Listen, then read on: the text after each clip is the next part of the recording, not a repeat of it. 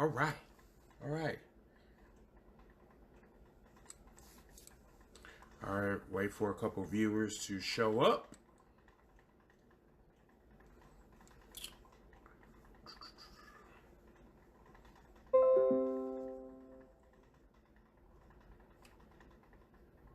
Turn this bitch down. Okay. All right. So while everybody is coming in, welcome everyone to another edition of Hashtag Heals for Life. I'm your host, Mr. Team Bring It, coming to you once again for episode 69. No, I am not talking about a sexual position. No, I'm talking about episode 69, everyone. It's going to be an awesome podcast. I know some of the topics I will be talking about this evening is going to be a little bit short because honestly, there's two things that's on my mind that I also talked about on Monday and I talked about on Tuesday. But what I'm going to do is I'm going to do it like a little refresher. I'm going to tell you guys what was discussed and how we went about discussing it and some other, news stories that went on or whatever. But like I said, there's two major topics that we're going to talk about. We're going to talk about the Roman Reigns situation, about him going into remission. He no longer has leukemia, thank God. Also, we will talk about the KOFI Kingston situation of how he was sidelined. Not exactly sidelined, but I guess he wasn't qualified to go against Daniel Bryan for the WWE Championship at FASTLANE. And this is coming from Mr. McMahon or whatever. Also, I heard when I came on here that the NXT champion Ciampa, he's actually injured, and according to the WWE, they're going to be doing some major changes with that particular story with him and Johnny Gargano. Let me see. Also, we do have Trash of the Week. And if you guys are in WCC, Wrestling Commentary Central, you probably already know who I'm talking about. But like I said, we got a lot to talk about this evening. Also, you can also follow us on Instagram at hashtag Heals for Life Wrestling Podcast on Instagram.com. Also, if you missed the show tonight, you can follow us on YouTube.com at hashtag Heals for Life. That is our wrestling channel. Remember to subscribe, comment, and give us a thumbs up.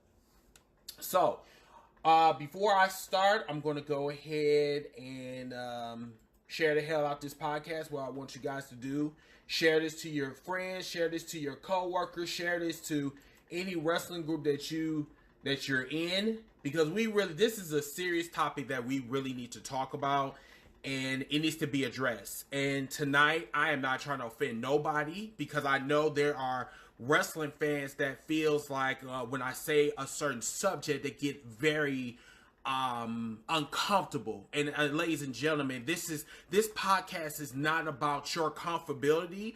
It's not about like your tears. It's all about what's going on in reality and how we can, as wrestling fans, inspire others to, not only like, say what they want to say, but also respect the business, so yeah.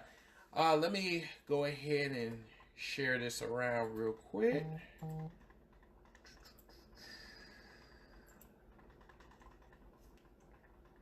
right. Hey Derek, what's going on? Darnell, A.K. Clinton, please don't disrespect my name like that, please, thank you. We do not want to talk about you and your butter knife and how you wanted to... Yeah, I'm gonna leave that alone. Jitty, how you doing? What's going on? Let's see, CeeLo, what's going on? Tori, what's going on? How you doing? Let's see, let me get back. I was trying to share, but I got like a whole bunch of people trying to contact me. Okay, let me keep forwarding the group around. Okay. Shit. Damn, you know what? It'd probably be better if I just do this. Okay. Alright. So everybody that is walking in, thank you so much for joining the podcast. I'm going to be starting shortly. Right now, I'm just passing the group around on Facebook right now. So just give me a minute, and we'll go ahead and start.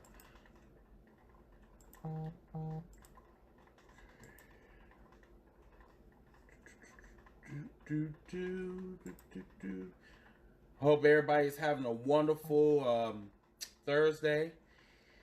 Whoo! I wish I could say the same. I'm like fucking dead tired right now. Like I just I don't know. Like my whole mind right now just like kind of like, what the hell am I gonna say when I come on the podcast? I mean, like, I think I already said what I needed to say when I was in WCC and that video that I did about Roman Reigns and Kofi Kingston. I got a majority of positive response. You know, I did get some folks said that they disagree with me about my comments, whatever, and that's fine. Like, you know, the whole thing about like why I do this is because I want people to expand their minds other than just focus on just one particular subject. I mean, because like wrestling is all about evolving, going to the next level. You know, you got your controversies, you got your triumph times, your fun times, your sad times, your disastrous times. I mean, it's all over the place. But see, the thing about it is with people, with wrestling fans more than anything, that if you don't agree with something, they want to disrespect you. And I told people I am too old to be going back and forth with people I do not know online. I come on here, talk about wrestling. If you don't like it, well, the Kleenex is, well, I don't have it right now, but if you want to get some tissue, I mean, it's for like, you know, $1.99 at Walgreens. I mean, it's always on sale, you know, so, you know, not trying to be savage. Trust me, I'm not trying to be savage to everybody, but, you know, that's just how I feel. That's how I roll. And also, shout out to AJ Steele. He's actually, he contacted me today, thanks to my co-host, Mr. Matthew Collins. That's actually one of his mentors. He actually had hit me up, and he told me how much he loved the podcast, and how he saw my video about the Roman Reigns situation, and, you know, like, he was just like, you know, I like how you keep it real. And, you know, there was one thing that he did ask me. As a matter of fact, I'm done doing this. So there was one thing that AJ did ask me that was very intriguing. He mentioned during my video that if the Roman Reigns situation, that whole situation with him, you know, having leukemia, and it was a fake, and I said that I would stop watching wrestling. And he said, I know that I have seen this before, like, you know, not in the same, like, the same storyline, like you faking leukemia, but, you know what I'm saying, like, similar storylines, like, you know, Vince McMahon, you know, after, like, he killed himself, and then, you know, Vince McMahon even put out an incest storyline. You know, he said, would you still stop wrestling? Would you stop watching the WWE? And I told him, I said, the thing about it is, what people really need to understand is that we are in a day and age where this is not the 80s. This is a younger generation. This is a different type of wrestling fans. It's not like the 90s. It's not like the 80s. I mean, those fans, I'm not disrespecting fans like in this day and age, but these fans are too much like snowflakes. They are easily offended, and they are easily they will disrespect you just like that. And honey, I don't play that shit. And see, the thing is, like, I can tolerate, like, controversial, you know, storylines or whatever. I have no problem with that. I mean, everything is, you know, every storyline is not perfect, okay? So I'm out walking in and saying that, okay, I don't like this shit, so I'm gonna stop wrestling. But when we talk about leukemia is like literally cancer, okay? And when you play with that, and then, you know, you fake a storyline, and just because you want to get him he or she over, and then you put in that leukemia storyline so you can get sympathy from the crowd. See, that's where I have to stop. I have to draw a line somewhere, Okay, and Trey said that people are faking wrestling is real. And what's going on? As a matter of fact, there is AJ still right there. Yes, what's up, bro? How you doing? I was just talking about you, as a matter of fact. But anyway, going back to what I was saying, I said the thing about it is, like, you know, I can only go so far with people, you know, using their real life situations just to get a push or just to get some cheers, get some sympathy from the crowd, blah blah blah blah blah. And you know, people got it a little bit misconstrued when I said my comments about the Roman Reigns situation. Not once did I say that, you know, Roman Reigns was lying. But, however, what I did say was that we have to take in consideration that Vince McMahon did some storylines that were very shady, very controversial, and that's something that we can't ignore. We can't just say, oh, well, you know, oh, well, Roman Reigns have leukemia. Let's just leave it at that, and let's just keep cheering for him and shit. And I'm just like, pause.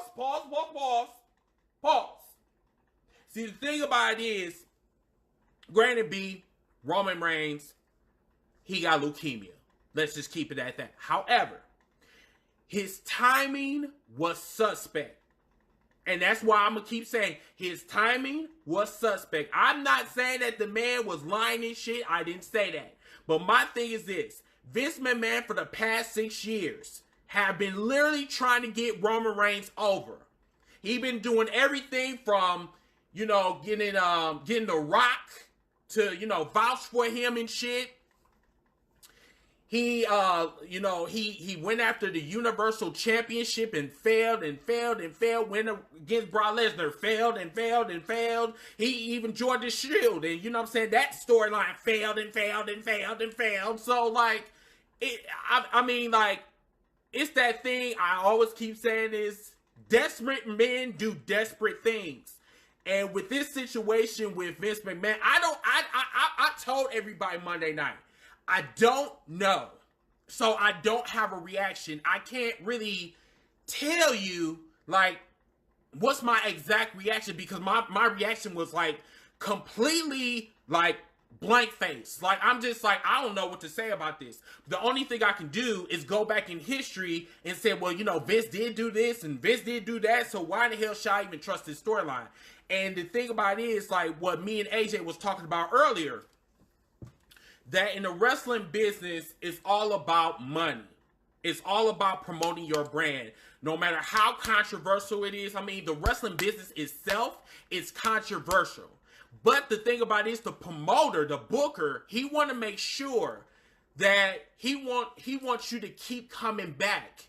And see, the thing is, even though I have been watching the wrestling for like the last 25 years, I also studied the wrestling business. I don't know everything, and I'm not going to sit up here and say that I know everything, because I don't. The thing about it is, I want to learn because I want to learn more. I don't have to be a wrestler to learn the business, but I'm going to tell you this, I'm learning, and I really want to take this somewhere, like, you know, where it counts. Because one thing I will say, I'm a passionate wrestling fan, and I really respect the men and women that does this. Like, they put their bodies on the line for us, and I respect them for that. But the thing about it is, I just, the whole Roman Reigns situation, it was suspect. It really was. But if he said that, if they said that he did have leukemia, I mean, like I said, the only thing I can do is say, I'm glad for him, and I'm so happy that he's clear. Now, this is another thing that I said. Oh, shit. Now that that's out the way, so Roman Reigns came out, and he basically said that he was in remission, right? So, now, he got a big pop Monday night. And you know, we kind of knew that he was going to get a big pop. I mean, like, it's in human nature that you want to support anyone that's going through an illness. Anyone that's going through an illness. So, it would be wrong for you to boo someone even though you don't like their character, you know, their TV character or whatever, it's wrong to boo them, and you know that they're going through this situation. So I asked the question.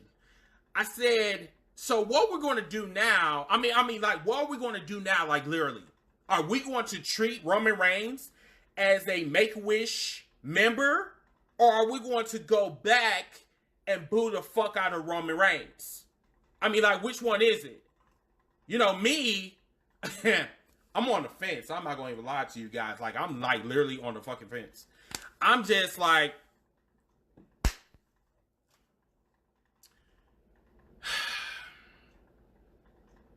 if I go back and I cheer for Roman Reigns because of his situation, that will make me a hypocrite. Because I know deep down inside, I cannot cheer for someone that I don't like. I just don't. I don't really care for Roman Reigns. I don't. I would cheer the person. I would cheer for Joe, quote unquote, because he's going through a situation. I would cheer for him. But as soon as you go back being Roman Reigns, I'm going to boo the fuck out of you.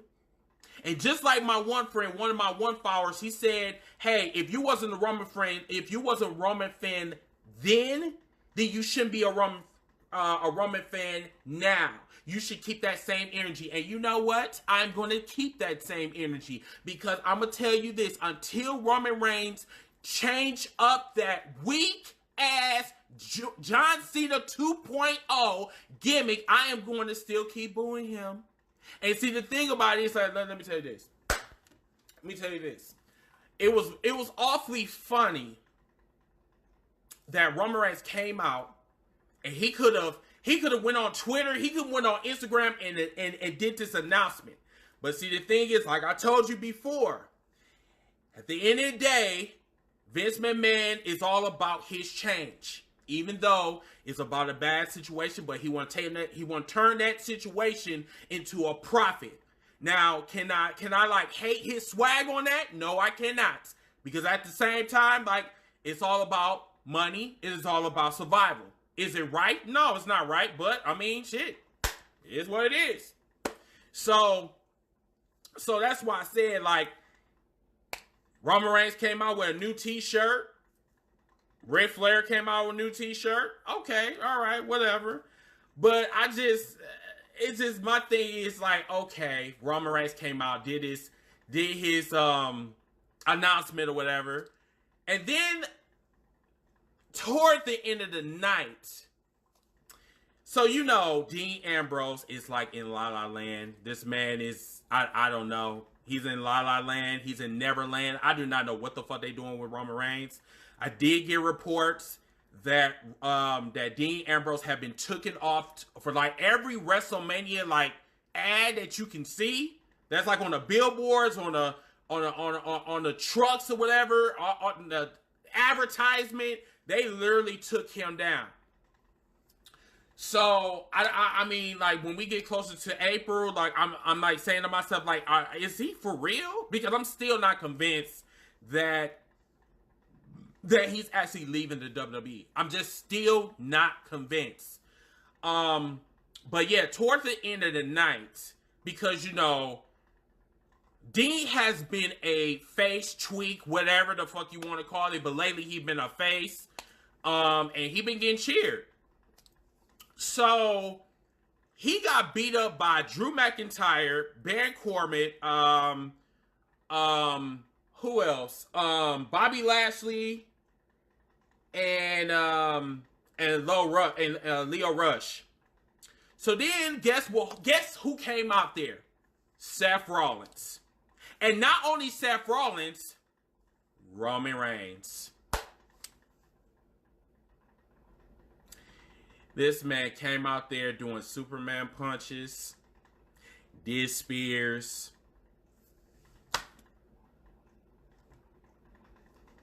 Really?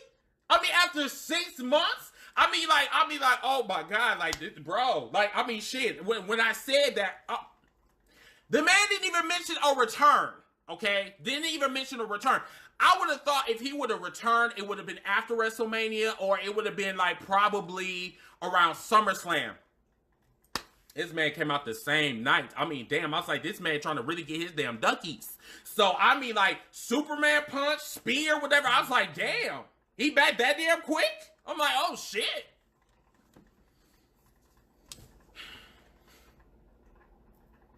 So, I don't really know what to really tell you guys. I'm just like, okay. So, Willie said that setting up the last Shield match before Dean contract ends. Before Dean's contract is up. And you know what, bro? That really makes sense because I really believe that this is the last time we're going to see Shield. But the thing about it is, I'm like saying the WWE did this shit to themselves. Okay, Dean Ambrose could have been like so much more in the WWE. And the thing is, do I really want Dean Ambrose to leave? Yes, I do. Because in my heart, I feel that the WWE is not utilizing his talents. They are literally making money off of him, but they're not like investing in his character, which his character could be so much more. And the WWE is not going to do that. You know how the storylines is, y'all. Let's not play. Let's not bullshit. That their storylines like literally last for like maybe 15 minutes, maybe even longer than that. It depends on like who's in the damn storyline. And I'm just saying, like, Dean has been in the WWE for like almost 8 years, probably even 10 years. I stopped at like after 5 years. After they stopped like utilizing him, I stopped counting. So if Dean is leaving, I mean, hopefully he go to AEW where he will be utilized. I'm praying, but I mean, if this is true, I'm sad for him to go. But it is what it is. You could be utilized somewhere else, and you'll definitely be a bigger star in another company. And that's the trend with stars that wasn't shit in the WWE, and then once they leave the WWE. They like shit. They want the biggest names. And then the WWE want to bring them back. Remember Matt Hardy? Matt Hardy was one of the hottest motherfuckers on the internet. Okay? You couldn't even go, or you type in Matt, Broken Matt comes up on the damn on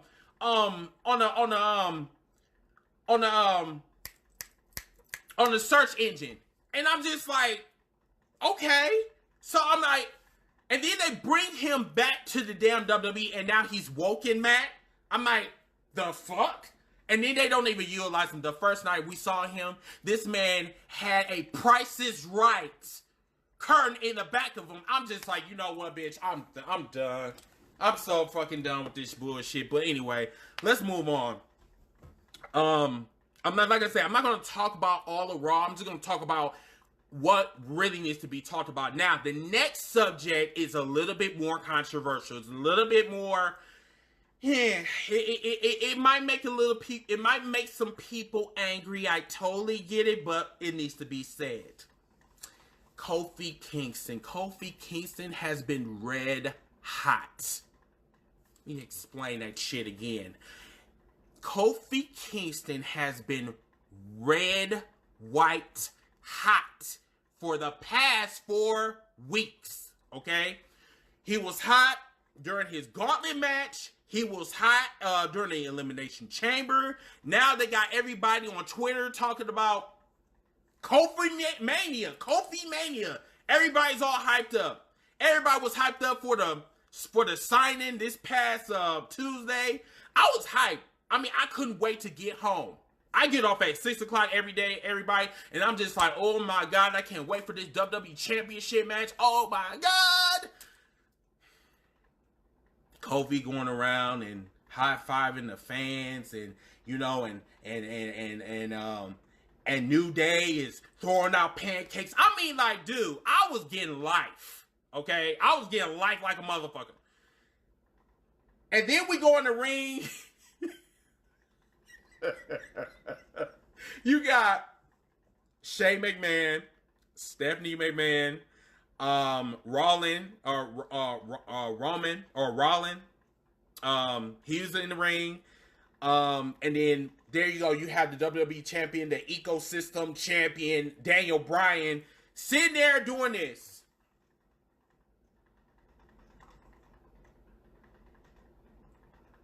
Well, he wasn't really exactly stroking his beard, but he was just like, I can't believe I'm going against this motherfucker over here. Why am I doing this? Why am I even subjected to myself like that? And I was just like, I was getting so much life. I really was. So then they put on this little package about, you know, Kofi Kingston been, you know, busting his ass or whatever, getting him a whole bunch of kudos or whatever. But see, in the back of my mind, everybody, I was saying that Rollins, yeah, yes, Rollins, yes. You know who the fuck I'm talking about. But anyway, so in the back of my mind, I said, I'm happy for Kofi, but I believe he's going to get screwed. I believe he's going to get screwed. So, I'm just waiting and waiting and waiting. Daniel signs first, and then Kofi. You know, they got, you know, not Daniel Bryan, but the New Day up there hyping them up and shit. Yeah, you got this. It's been 11 years, blah, blah, blah. Then the next thing you know, Vince McMahon comes out. So, you know, when Vince McMahon comes out, it's not good news. Or he's about to shade somebody. Or he's about to do some fucked up ass shit. Vince McMahon fails to disappoint me. Comes out. And then he tells Kofi, well, Kofi Kingston, you know, I'm really proud of you. You know, you've been here 11 years. You've been doing circus monkey spots. It's extraordinary. I mean, your talent is really awesome. However, see, in the WWE, what we need caliber, high-class talent. And I'm sorry, Kofi. In my eyes, in order for us to get the real talent, the high-caliber talent, we need someone that is more deserving than you. Bitch! Really? But it gets better.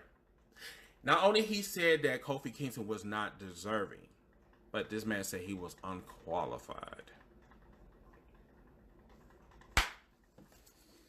You know, as I'm watching this promo, everybody, my blood was boiling. It was boiling like a motherfucker. As a matter of fact, it's boiling so damn much, my damn lips is fucking dry. Excuse me. Let me get myself together real quick. Okay. All right. Anyway, so as I was saying, as I was watching this whole promo, I'm sitting up here and I'm like, this motherfucker, did he really just say that shit? He broke his old prune-having ass out there and actually said that shit. Like, really? Are you gonna really come out your ass and say that shit? And I'm just like, this is Vince McMahon. So, Vince McMahon is known to be a fucking racist. Now, I mean, he's not going to say it on national television that he's a racist. But I'm just saying, like I said before, Vince McMahon's track record is fucked up. And I keep saying this until I'm blue in the face. It does not make no motherfucking sense that we only have, that we have 0 WWE black champions. Now, when I say black champions, WWE champions, I am talking about the hold on, because some people don't understand when I'm talking about the WWE championship. So let's demonstrate. Hold on.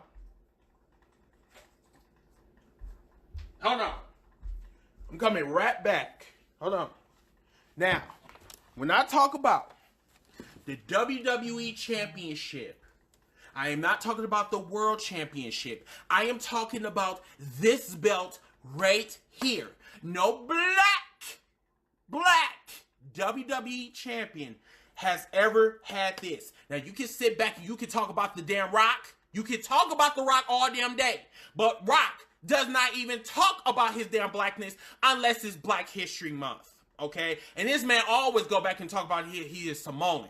He will never say that he's African American because guess what? It's not factual. It's alternative facts. Because black people just won't have a black WWE champion, so they will subject anyone that is like half African, half black, and then have Samoan. But guess what? Rock will say all fucking day, my Samoan heritage, this is where I came from, blah, blah, blah, blah, blah, blah. Now, I know that I will get a whole bunch of comments and saying, Chris, you are out of your fucking mind. I totally get it, but I'm telling you this. In my eyes right here, there are 0 black WWE champions. Plain and simple. That's my take on that.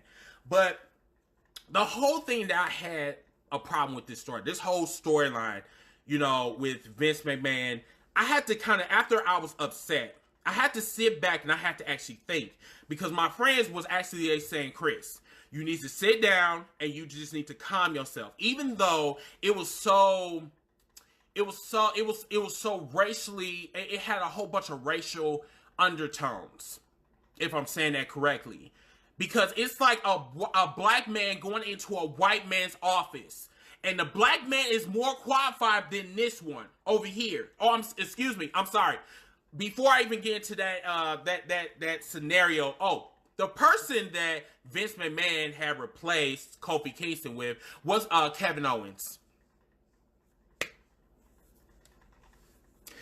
You know, I love Kevin Owens. I love me some Kevin Owens. Please don't get the game twisted, everyone. The thing about it is, Kevin Owens should be on Raw going after Bobby Lashley. Bobby Lashley was the one who took him out. So, my question is, why in the fuck KO is on SmackDown? Why? Why? That's my question. So I'm sitting up here and I'm just like, and then, and yeah, Julian said, yes, the play-by-play with, you know, about Kofi Kingston, you know, not deserving enough to be WWE champion, not deserving enough to get a WWE title shot, don't even supposed to be in the picture. I mean, they would say, I mean, dude, like, it was so freaking disrespectful to the point where I'm just like, I do not want to watch this shit at all. I don't. Because this shit right here is just fucked up. Now, let's go back to the Kofi situation. Here is the scenarios that I was talking about Monday night. There is a strong possibility because Kofi Kingston is red hot. Kofi, there's a possibility he's still going to go to WrestleMania. But now, this is what Kofi Kingston said after, you know, Vince McMahon, you know, unceremoniously, like, you know, kicked him out. So this is what Kofi said. I don't know if this was on Twitter or on Instagram, but this is what he said. He said, I needed to take a couple of days to process what actually happened. Shock, sadness, emptiness, frustration, anger, confusion, all but a few feelings of a roller coaster of emotions. My entire career has been a series of up and downs, starts and stops. I really shouldn't be surprised, but this one hurts. We came so close. And to say we, because this journey is bigger than me. It's Wood's journey, it's E's journey, it's each and every one of you who has followed me and supported my career over the past 11 years. And to have it all stripped away so suddenly, it's painful, to put it mildly. I appreciate all of you. I'm saying, yes, I appreciate all of you more than you know, and I thank you for your love and support. Mark my words. We will be back. This journey does not end here. So that is what Kofi Kingston said.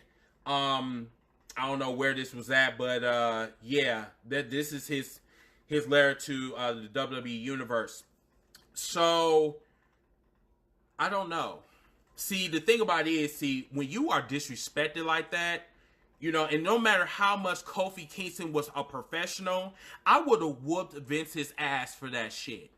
Dead ass. On the spot. I would have whooped your ass. And then the thing about it was so fucked up because Kevin Owens came down the ramp with a stone cold face. I mean, just came in, past Kofi Kingston, sat his ass down, signed it. Kofi in the back looking like...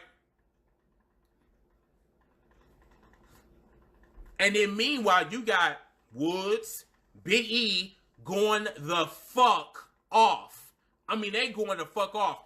And I'm just like saying to myself, I'm just like, oh my God, that is so damn disgusting. But I have to look at it from a long-term perspective.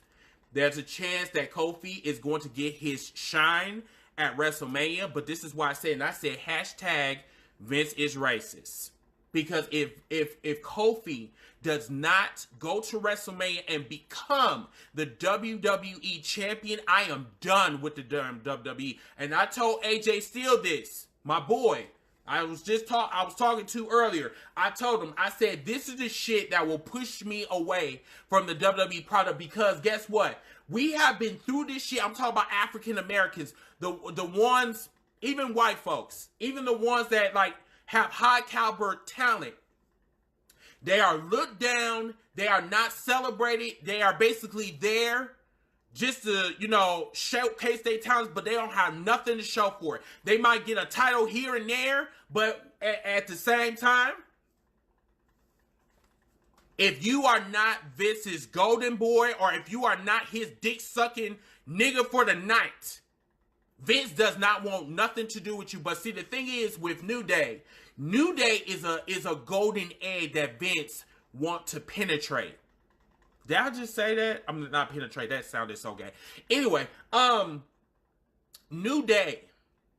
All of this shit right here, if this all comes into fruition, we are talking about merch. We are talking about history. We are talking about mainstream buzz. I mean, we are talking about all this shit. Since we're going to sit back and we're going to talk about long term, I'm looking for the future from decades, generations, whatever, infinity and beyond or whatever. Kofi Kingston needs to be WWE champion this coming April. He really do. Because if Vince if he wants WrestleMania to be the biggest of all time, there you go. You can't get no bigger than an African American walking out WWE champion, something that has never, ever, ever been done. And like I said, Becky Lynch, this whole storyline with Kofi and Becky is almost identical. The only thing is Becky shit and Ronda shit, and I'm sorry, Charlotte with that looks like a man should not even be in the damn in this situation, because guess what?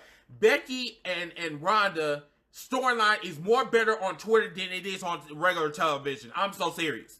I mean, right now they are literally, I mean, like savage on fucking Twitter, and we'll talk about that later though. But the whole thing is, I'm kind of like on the fence about this Kofi situation, because it's either we're gonna have scenario A, which is Kofi is gonna find a way to get to WrestleMania and become WWE champion, or the other scenario, we will not see Kofi until after WrestleMania, or we'll probably see him in a tag team match or whatever. So that's what I'm saying. And if that does happen, trust me, the backlash that Vince is getting from me right now, it will be 10 times worse if they do not put Kofi in the fucking second main event of WrestleMania. Dead ass. And then there was one thing that I wanted to talk about. It was I don't know with Ciampa, and I think Ciampa he injured his knee when he did that. Remember when he did that sunset flip? I believe it was last week. They was going against a bar, and Sheamus landed all his body weight on Ciampa's knee. I don't think he was fully healed. And they're saying that it's a possibility that they're going to have some creative changes due to his injury. Now, I do not know the extent of these changes, quote unquote, but they are significant. Seriously. One thing I wanted to give a shout out to the NXT call-ups, Aleister Black and Ricochet. Right now, they are the hottest thing right now on both Raw and SmackDown. The thing about it is, I think their fire is going to burn out very quickly, and when that happens, they're going to be buried.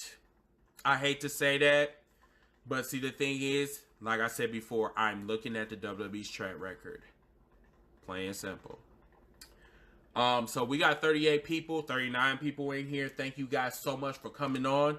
So what we're going to do is we're going to have this thing called fan reaction. Yes, everyone. We have fan reaction. So with you guys on here, I want you guys to come on. I want you guys to talk with me. Tell me your thoughts. You only got 6 minutes.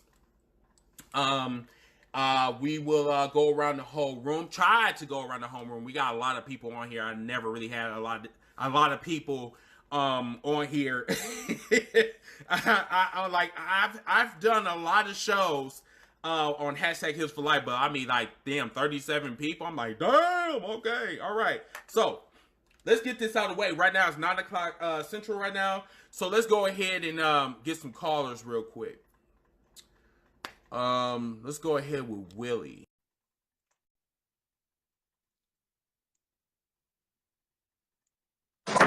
Hello? Hello? Yo, what's up? What's going on?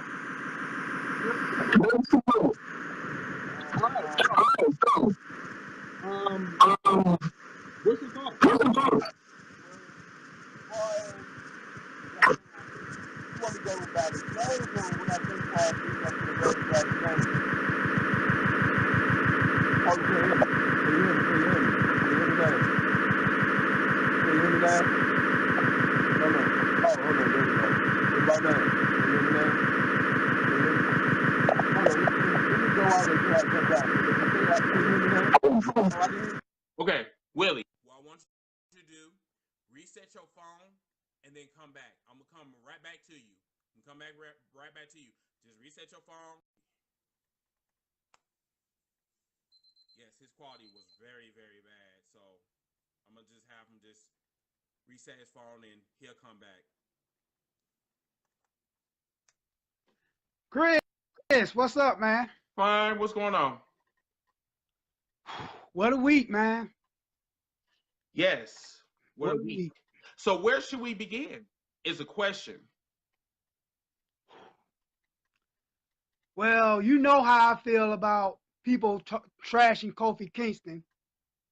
Mm-hmm. I said a few things. You already know about what I said on that dude's post, but I'm not going to get into that situation right now. Okay. But because, first of all, let's talk about Roman. Mm-hmm. I know some people have been saying that he's been faking his illness with the leukemia. I did my research on that. He's not faking it. He's not faking it. But Vince McMahon is trying to do is take advantage of Roman Reigns, even with the illness. And like you said, in the words of Eric Bischoff, controversy creates cash. Yes, it does. It does. Controversy create cash. And as far as Kofi is concerned, I'm with you, bro. Because I said it, Aaron said it, and several other people said it. He's going to get his title shot at WrestleMania. What they're doing with this whole Kevin Owens thing, basically they're just giving Kevin Owens a title shot out the way so that Kofi Kingston get his WrestleMania match that he wanted. But you know what? I'm not gonna really talk about Kofi like I really want to, because I'm waiting for Reese to come on here because he told me something that I really want him to share with you guys. And the thing about it is, like, my thing is, like, I mean, they could have worded some other way. You know what I'm saying? You know, I mean, they didn't say that shit with Becky when they suspended her for 60 days. I mean, the thing about it is, like, I'm just like, I don't get this whole, like, not qualified and undeserving or whatever. Like, this person is more deserving than you.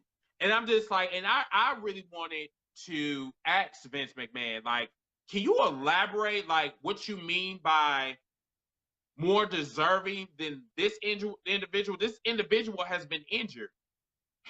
What makes him more deserving than this black guy that's right here, that's been here for 11 years, and you haven't even gave him a title shot? It's Vince McMahon. I mean, look, Kevin Owens, I'm not going to disrespect what this man has done. We know he's a former Universal Champion. We know he's a former Ring of Honor Champion. We know he's a former NXT Champion, former Intercontinental Champion, and United States Champion. We're not going to disrespect what Kevin Owens done. But how long has it been since the last time Kevin Owens been in the ring? That's the question. It's been what, almost a year since the last time KO had been in the ring. See, I see where you're going with that. Kofi Kingston has been busting his ass for over 11 years. 11 years. Former Intercontinental Championship, United States Championship, multiple tag team championship, with or without the New Day. Because remember, he was a tag team champion with CM Punk. He was tag team champion with Evan Bourne. So Kofi Kingston, when it comes to bringing the A game, Kofi Kingston has done it. So if I was Vince McMahon. And see, the thing about it is, like, everybody is saying that, you know, Kofi Kingston should bring up race. If there's one thing that the WWE really needs, they need some controversy in their life. They need a black dude to come out of nowhere and start talking about how the WWE is racist as shit, and they will never. They enjoy seeing a black man like not succeed in the WWE. Because look, I don't want to say this, but I'm gonna say it anyway. And I've been thinking about this shit all day and like how I'm gonna word this. And the thing about it is, I want the people that are watching to really hear me and feel me when I say this. The thing about it is, the WWE is a white company, quote unquote. And I agree. A wrestler say this shit, a white wrestler say this, that black people face is literally on every sport. When they get to WWE, it's all about the white people. It's not all about the black people, because they feel if they get the WWE championship, they feel that it's being taken away from them. And it shouldn't be like that. It should be equal opportunity for everyone. And the thing is, the WWE does not act like that. And if they do act like that, then tell me this: why we don't have a WWE black champion? I just want to know. You know, I remember when Ron Simmons, former, you want to talk about a guy who knows what he's talking about. I remember when Ron Simmons was part of Nation Domination, when he was Farouk. He mentioned something about that. And we're talking about Ron Simmons, who is, as people would well noted, a former world champion. So if anybody that knows what he's talking about, it's Ron Simmons. And you know, Rudy. So if I was the New Day, based on what I saw on Tuesday, because I saw how Big E was pissed off. I saw how Xavier Woods was pissed off. I even saw one of the announcers, that black guy that on SmackDown announcer. He was hot about that shit too. Don't forget about him. Yeah, if I was them, I would go on SmackDown and address this shit. That's what I would do. If I was the New Day, instead of tossing pancakes, I would address how they treated Kofi. If I was the New Day, I wouldn't be going around tossing pancakes to the kids. You say, if I was New Day, it ain't gonna be no damn pancakes until Kofi gets his title. That what I would do if I was a New Day. This is what I would do, and it's just like, it just hit me like a bolt of lightning. What Rudy just said was really interesting, because Rudy, bro, they tried to do this shit before. You remember the Nation of Domination when, you know, they was all putting out into like the Black Panthers or whatever? Dude, this is perfect. Right here, like, you see how, like, you know, how Big E and Xavier was like coming out there snapping. Dude, this is perfect. Because, like, literally, I mean, like, I'm gonna bring up that analogy that I was gonna bring up like about a couple minutes ago. So it's like you walk into like like a corporation or whatever. You walk in and you see this white guy, you see the white guys that's like before you, but you like the most qualified person in that whole entire room. And then you have an awesome ass interview, but yet you are not chosen because they told you you was not qualified enough. And I'm like, how? I mean, like I've been doing this for like the last 10 years. This man only did this shit for like a year. So what makes him more qualified than me? Well, we just, well, first you have an afro and you have to be neat. That type of shit. That's like the shit that we seen on Thursday. Like the reason I'm like, okay, so I'm not qualified because I'm black. I know that you're not, you're not gonna say that out loud because you're in front of the whole audience. It's just, I don't know. Maybe it's just me. Maybe it's just me. I don't know. I mean, like I said, with the expression of Biggie, Brian, Brian Seth, that's the guy that I was thinking about on this SmackDown announcement team. He was mad too. And Xavier Woods, all three of them should just say, you know what? Fuck WWE. If y'all gonna do my boy like that, fuck y'all. We're gonna start our own damn corporation. We're gonna have a black champion. That's what if I would do, but that's storyline wise. If I was a New Day, don't be going around tossing pancakes to the crowd. Don't be doing that little 2-point with the saxophone and shit. No.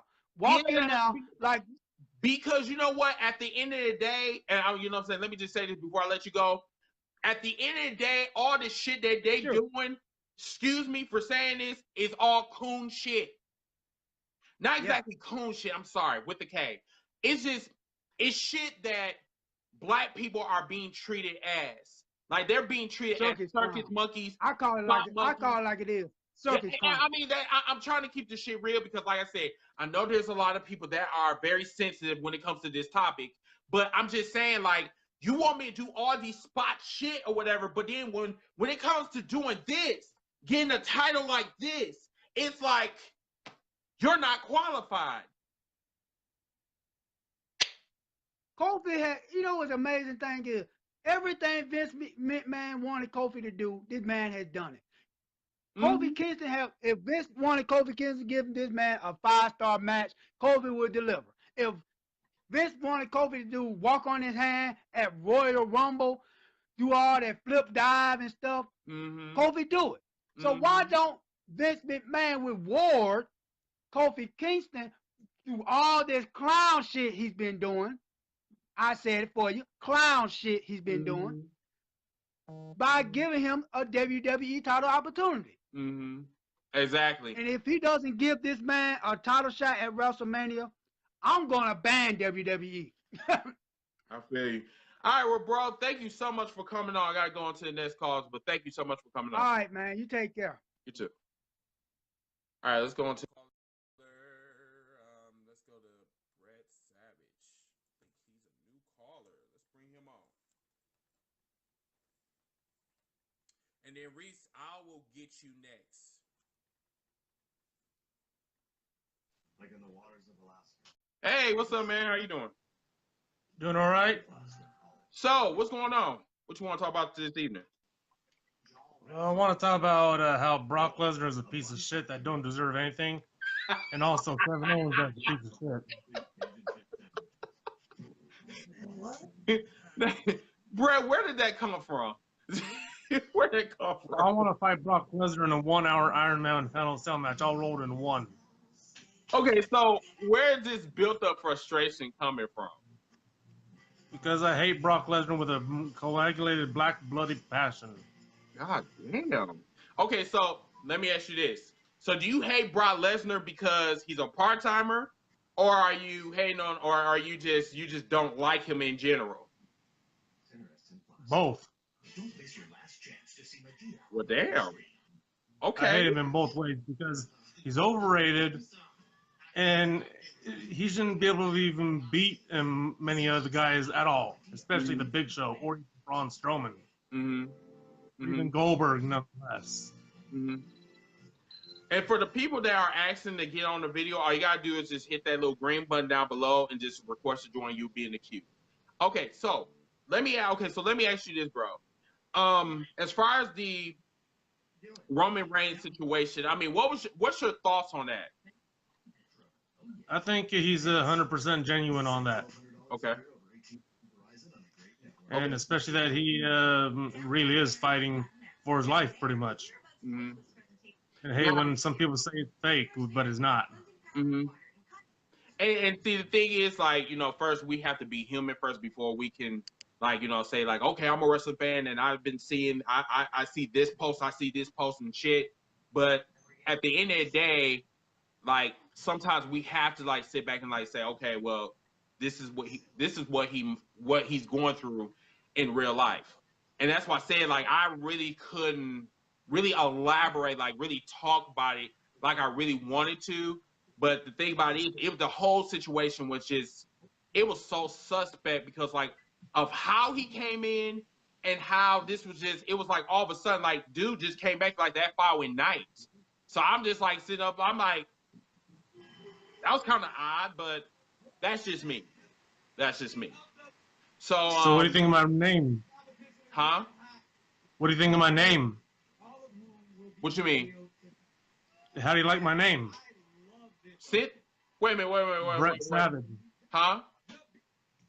My name is Brett Savage. How do you like it as a wrestling name? That's your. Wait a minute. Are you an actual wrestler? I want to be a wrestler. Oh, you want to be a wrestler? Eric Savage? Brett Savage. Oh, Brett Savage. I call it the Excellence of Madness, or the Excellence of that, or no. Keep Savage. Savage. Yeah. Okay, so let me ask you this: are you thinking about being a heel or are you being the face? Because that also a bit of both. A little bit of both. Okay, so you want to be a tweaker, basically. I guess. Okay. All right. Fair enough. All right. So let me ask you this before I let you go. So what do you think about the buildup between Becky Lynch, Charlotte, and Ronda Rousey? I mean, do you think Ronda Rousey has like improved in her promos? Like, I mean, how do you think she's standing out in this, you know, this whole, you know, triple threat? She's improving very moderately. And Becky, she deserves to be in the damn main event. Mm-hmm. Charlotte, she can get her stank ass out of there. Well, after all, his mommy, after his daddy that got her everything that she has ever gotten. And you know what? A lot of people will agree with you that the only reason why Charlotte is in that spot right now is because of her father. So yeah. One more thing before I let you go. What did you think about Batista coming back and attacking Ric Flair?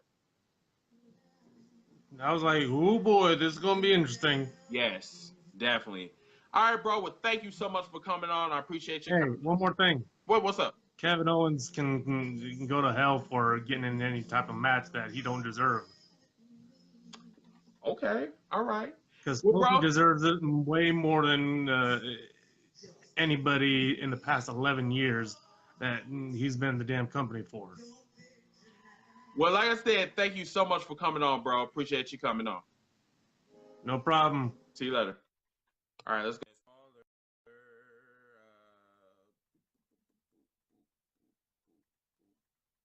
Let's bring on Hill real quick. Wait a minute. I think okay, I'm gonna get him next because he wanted. What's going on, Hill? How you doing? What's up, man? Not too much, bro. What's going on with you? I'm gonna talk about KOFI Kingston. Okay. That whole, I think I talked about it yesterday, but I'm adding more points into it. Mm-hmm. You know the whole situation remind me of the New Patriots versus the Philadelphia Eagles in Super Bowl last year when they did this one play when the wide receiver threw the ball at the quarterback, but Tom Brady fucked it up. Mm-hmm. And then the next play we see Philadelphia Eagles do the same thing, and they did successful. Mm-hmm. WWE is going to be WWE is going to be the New England Patriots. Hold on. And the AEW is going to be 1 second, bro. Eric, if you're if you're unable to like watch the podcast on your laptop, you might have to switch to your cell phone. So yeah, because I have the same problem with my laptop. But yeah, keep going here. The AEW is going to be the Philadelphia Eagles. The reason I say that, if we don't see Kofi Kingston walk out as a champion by April, AEW going to pull the trigger by May.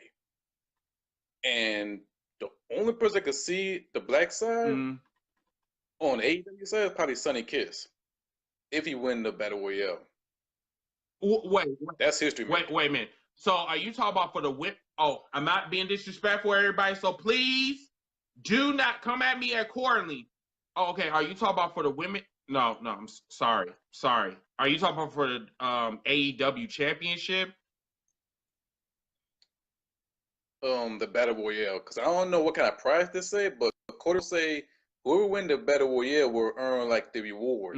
So I'm thinking about either be the number one contender for the championship or winning the AEW World Championship. And my bet is the World Championship. And that's what my thinking about by AEW. But Cody will say that on episode 4, Road to Nothing on YouTube. But the question is, will the WWE pull that trigger after, I don't know, after generations and generations and infinity beyond of, like, you know, keeping a black athlete down and not giving him an actual championship? Because I am just not convinced. As much as people want to sit back and say, oh well, yeah, they're gonna wait until WrestleMania, and we know Vince McMahon's track record is fucked up. So I'm just I don't know. Maybe it's just me. I got you, Eric. I will give WWE at this rate 67% we will see a black champion by April. Because they're being pressured by AEW, and now that you got Bruce Pritchard talking about they're going to change up WWE, I can see Kofi Kingston was the WWE champion. And they don't want no backlash from the fans, because once they do, they're going to turn their attention towards somewhere else. More Impact Wrestling, Ring of Honor, AEW, and New Japan Pro Wrestling. And what WWE is lacking of is, as a wrestling fan, is talent and black champions. Like, I'm gonna give you a good prime example. Remember, everyone wanted to see John Morrison become the WWE champion back in 2011, but the WWE people didn't give two fucks about that, and they didn't want to listen to the crowd. Yes, yeah, I seen that, and Vince himself said that, and I quote, John Morrison was soft. I guess he didn't look at the Miz, but you know, whatever, you know. Okay. And same thing with Cody Rhodes. He could have been a World Heavyweight Champion and even win the Money in the Bank. They look him over, and look what happened. He running AEW. And now we've seen the same thing with black champions, and we've been talking about this for many years. We've been talking about this shit too long. Exactly. And this is the only promotion, WWE, we've been pleading and wishing for a black champion. We don't have no problem with Impact Wrestling. No. We don't have no problem with I just don't watch that shit. TNA. I just don't. I know you got like folks that always keep asking me, like, Chris, have you watched Impact Wrestling? I say, look here.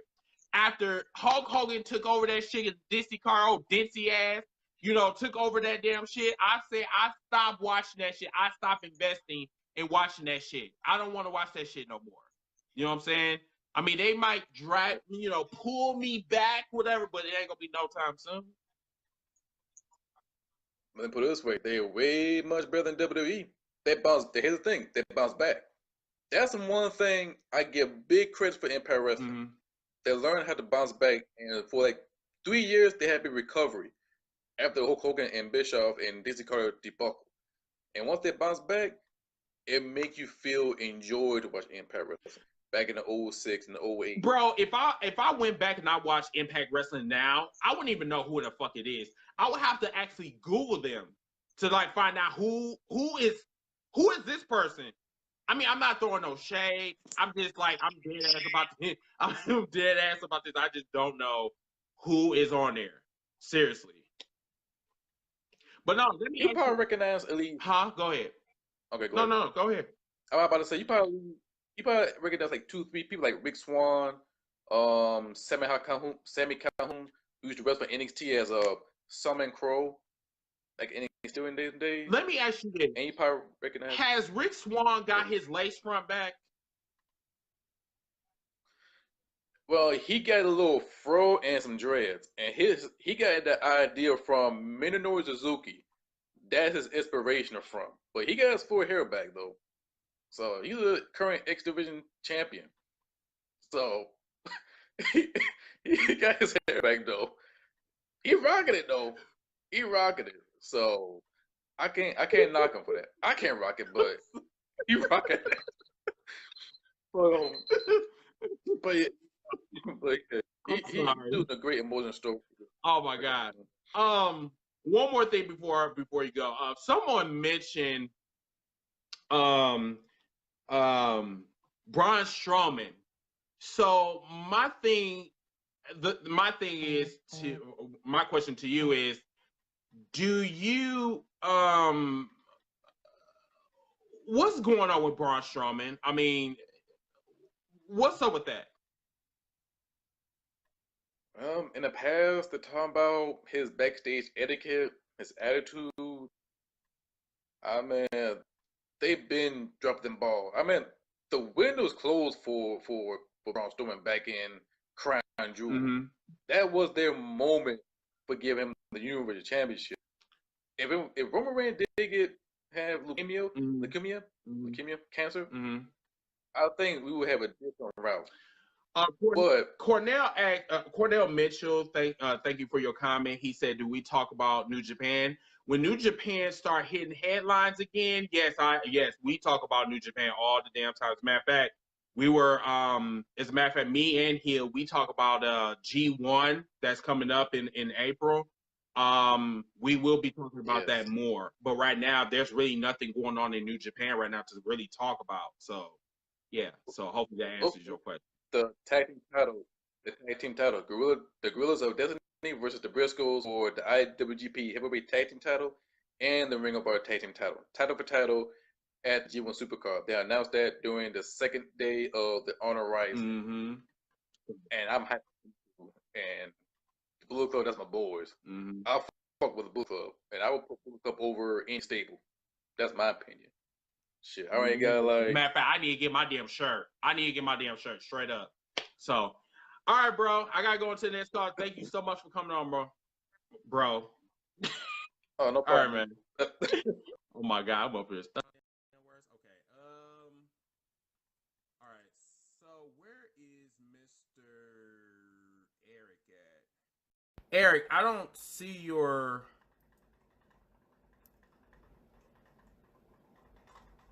request.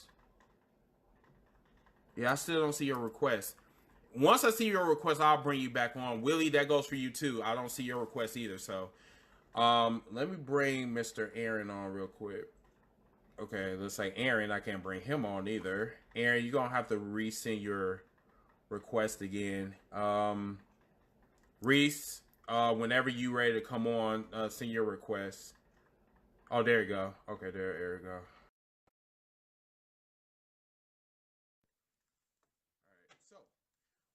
Going to be waiting on Eric to show. Yo. How you doing? I'm doing good, man. What's going on with y'all? Not too much, bro. Not too much. So, you new to the show? Yeah. This is my first time jumping on the live show. Well, bro, thank you so much for coming on. Okay, so I'm assuming you've been hearing what we've been talking about, right? You froze. You no stuck problem. Like this? No problem. All right, there we go. You say I'm stuck? No, you good now. Okay. All right, so. All right. So what you want to talk with us about this evening? All right, I want to talk about. Let me add in on the Kofi Kingston, man. I don't want everybody to give their hopes up. It'd be cool for Kofi to get the belt, but we got to remember Kofi was not the plan. It's like Rusev Day. WWE already had a plan, and then Rusev Day got big, so they was like, okay, the fans want Rusev Day, but he ain't part of the plan. But we'll maybe give him a title shot. But they fucked Rusev over more. I think they hate Rusev behind the closed doors. His first pay-per-view match for Rusev Day was the buried alive match. That was telling everybody they about to bury his ass right in front of us, which he did. With Kofi though, he took Mustafa Ali's spot. Mustafa Ali was supposed to go to that chamber, show off, do his thing, but hey, they put Kofi in. Now, would I love to see a black champion? Hell yeah. I think it'd be dope, but I'm not going to get my hopes up. And plus, I'm the one that also posted that how Vince McMahon going to end this month off with an act of white privilege, letting Kevin Owens. Hey, this man Kevin Owens was hurt. He left Raw. He wasn't even on SmackDown. His last show was on Raw. He was chilling and healing. Came back as soon as he put his shorts on. Vince McMahon said, "Hey, come outside. I got something for you." Just let everybody know you're going to the pay-per-view. That shit was bogus. Okay. But it was perfect. It was perfect. It was perfect. It pissed me off. It pissed me the fuck off as well. So, okay, so I think it wasn't because Kofi, well, it was because Kofi got pushed to the side or whatever, like, the rest of the black folks in America. But anyway, it's just the simple fact that how it was worded, like, it's like, dude, you ain't shit. Like, you don't deserve it. Like, you don't need it. You don't deserve to be the black face on my white company. That's how I see it. You know what I'm saying? And it's just like, yeah. I didn't know what to think. Like, I'm the dude, my blood was boiling and already got high blood pressure as it is. So I'm just like trying to calm the fuck down, try to calm down. And as you can see, when that shit happened, it's like, as soon as that happened, like, it literally took the air out of the crowd Tuesday night. Yeah. Which was perfect. Because, like, Vince McMahon, we know he want his champions to have, like, a muscular figure. Kofi got that deformed chest. But, Kofi my dog, but let's be honest, that probably what worries Vince the most. Because I actually thought it would be Big E to have the title shot before Kofi, but, I get it. Longevity, but I don't want to using Kofi's longevity is like it's kind of like saying do it because I'm black. It was never about Kofi's longevity until this. Now, as soon as you got a shot at the chamber, it's Kofi been here for a long time. Blase. Well, we weren't just saying that last couple of weeks ago. We weren't saying that last month. They want to use it now to help push him to get the title win. If Kofi win the title at WrestleMania, I think it'd be dope. But not yet. He got to build a little more heat.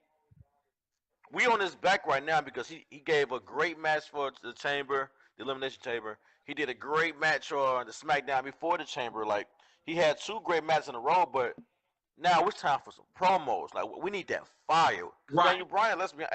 Daniel Bryan brings fire. Yeah. I don't know if people know. He's been quiet. Low-key, been quiet.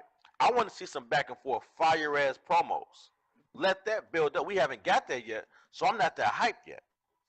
Okay, so, all right. I totally feel what you're saying. The thing about this, damn, I think I totally forgot what I was about to say. Shit. Oh, damn. Damn, that quick, I totally forgot. Kofi, okay, so Kofi Kingston, like, we knew, like, going in, like, we knew he wasn't going to be WWE champion when he left the Elimination Chamber. I mean, like, even though this was supposed to be Mustafa Ali's, like, moment, but this is what I want to talk about. The whole situation, Eric, in my eyes, I feel this whole situation is organic. It's organic. Like, it wasn't planned. It wasn't scripted. It was something that was done on the fly. And, like, with situations like that, you can't get those type of moments, especially in this era. So it's like you will only have a once-in-a-lifetime, like, opportunity to turn something that was a diamond that was stuck in a rut, and then all of a sudden you found it, and it's like shining or whatever. And the thing is, it's like, are you going to utilize it or are you going to throw it in the trash? And that's where we're at right now. And you know what? And I noticed something. Like the last dude who you video chatted with, he said something about, AEW gonna put fire on the WWE, which would be good for them to pull that trigger, because they only pull the trigger with the female roster. Becky's fire was the same Rusev had last year, but they didn't pull the plug on Rusev. They pulled the plug for Becky. That's true. The same how hyped the crowd is and everything. Last year, WrestleMania was Rusev Day Mania. No matter who came out, all you heard was Rusev Day through the whole fucking WrestleMania. He still to get a title shot. And they until this year. Until he didn't get a title shot with the main championship, they gave him a title shot. They gave him a title with the U.S. title, and they put on fake crowds because after y'all already destroyed Rusev Day, like, come on. So I just don't want them putting the same thing with Kofi. But if they do give it to Kofi, I love New Day. That's definitely my favorite tag team right now. But if they give it to Kofi, I would want them to split. You don't want them to split? E. I do, because I want E to take it. Yeah, I think because like the WWE, if the WWE talk about that they want to do something different, which I believe is complete bullshit. Yeah. If they want something different, it has to be something that we have never seen before. Plus, they got to take in consideration, Fox is not playing with them. They're not playing with them whatsoever. They said that they want to see 3 million plus people watching their product. If not, we are going to drop you like a bad habit. And this will be perfect going into over the summer, the fall, like, you know what I'm saying, the possibility we might have like a different version of New Day. I mean, the possibilities are endless. The thing about it is that it always goes back to Vince, like what Vince wants to do. What Vince needs to do is he needs to take them shriveled up ass fucking balls, and he needs to actually make a fucking change. Instead of going back to the 50s, the 60s, the 70s, and he needed to bring his ass back to 2019. Yeah. And you know what, though? And I'll take that back. I don't want E to take it from Kofi just yet. Before WrestleMania, after what just happened on past SmackDown, next show, New Day needs to turn fucking heel. Kofi needs to go the fuck off. He needs to show he's serious. He needs to beat Kevin Owens' ass. Fuck that team. We teammates shit. No, you got my spot doing nothing. I'm gonna make my spot. Give it the same shit Becky doing. Why can't Kofi do it? Why can't they get an ass to Kofi? Dude, you better preach, bro. You better preach. They being too nice now. New Day, they nice. The power positivity. Nah, bro. We want you at WrestleMania.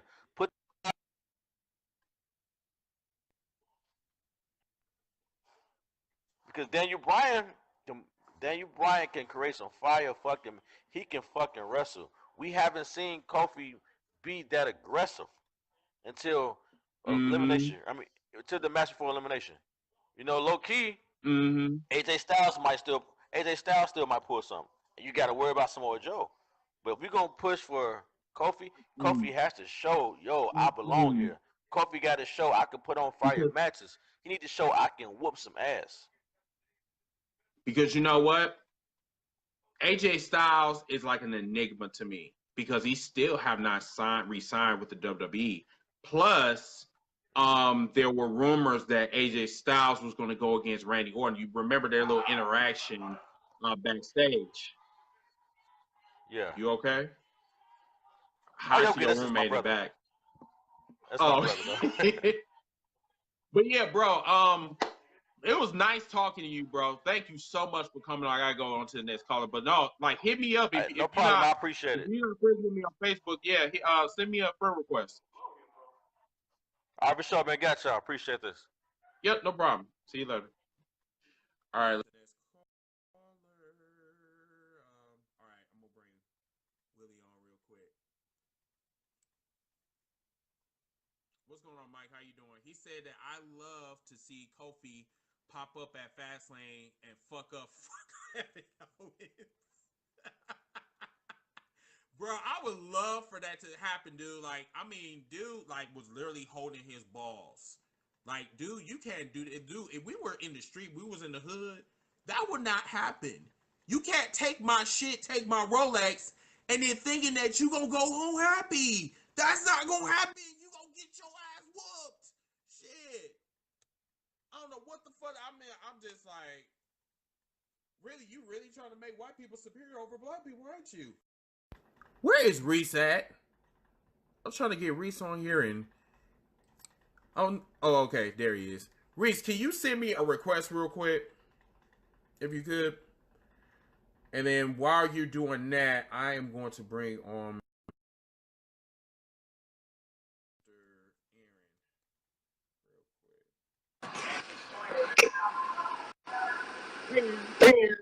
What up, bro? Not too much. All right. Go ahead. Wanted to talk about a couple things. First off, thank you for finally calming the fuck down a little bit. I mean, thank you, sir. Thank you. From the bottom of my heart, thank you. But anyway, I wanted to bring up something that probably I'm willing to bet not a lot of y'all in there know about. Something that you probably definitely don't know about, Chris. This is what. I wanted to talk about the R-Truth thing for a second. Which part?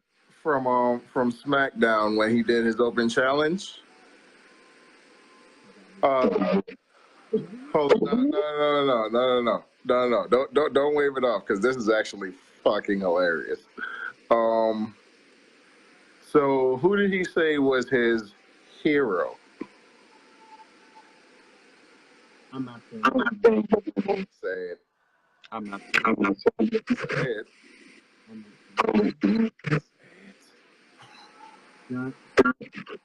John. Okay, he said John Cena, right? Yes. He said John Cena's his hero, right? Mm-hmm. I want everybody to cast their minds way back to Ron the Killings in TNA. Back when they were really trying to kick up noise and come at WWE, this is before Hogan and shit. Mm-hmm. They would like still take shots at WWE. They took a lot of shots at WWE. Not John Cena. R-Truth, back then known as Ron Killings, had a YouTube channel on which he did like a weekly segment called "Hard But It's Fair, Sad But It's True," right? Where he would talk about very like a couple topics or whatever, and he would end it with like a different verse from a quote unquote diss track he made to the WWE and specifically John Cena.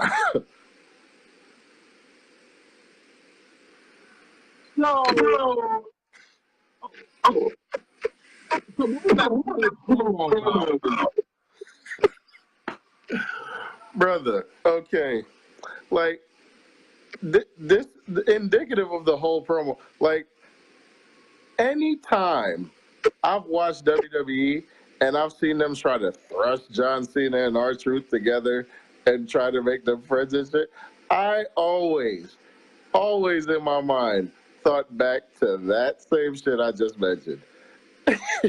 and I'm like, bro, this nigga don't like John Cena. Because John is trash. I mean, dude got been really? I'm like, bro, why do you keep trying to make this man? Why do you keep making him say he loves John Cena? Like, oh, anyway. Aside from that, like, please, someone look it up on YouTube. He like, I'll tell you, like, you know the T.I. song, "What You Know About That"? It's to that beat. Please, God, someone look it up. Anyway, moving on. Huh. Okay. Okay. Not gonna talk about Kofi. We've already done that. Oh, wait. Wanted to bring up one thing about that though. Now this may piss you off all over again. Warning.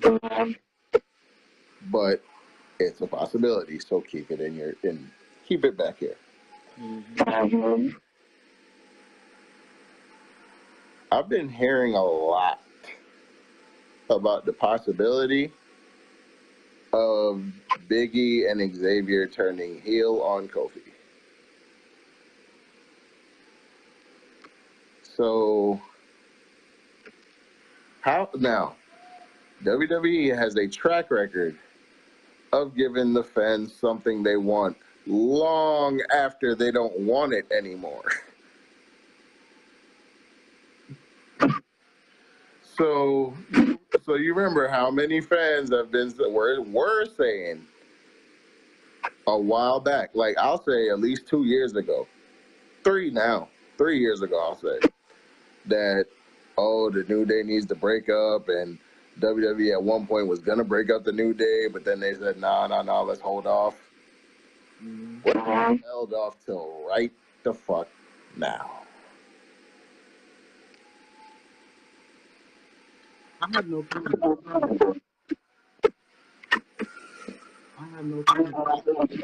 Just keep it right there. I will. Bro, you got one more minute. Okay. Did that. Oh, with my last minute, I will just say tomorrow night's gonna be a hot one.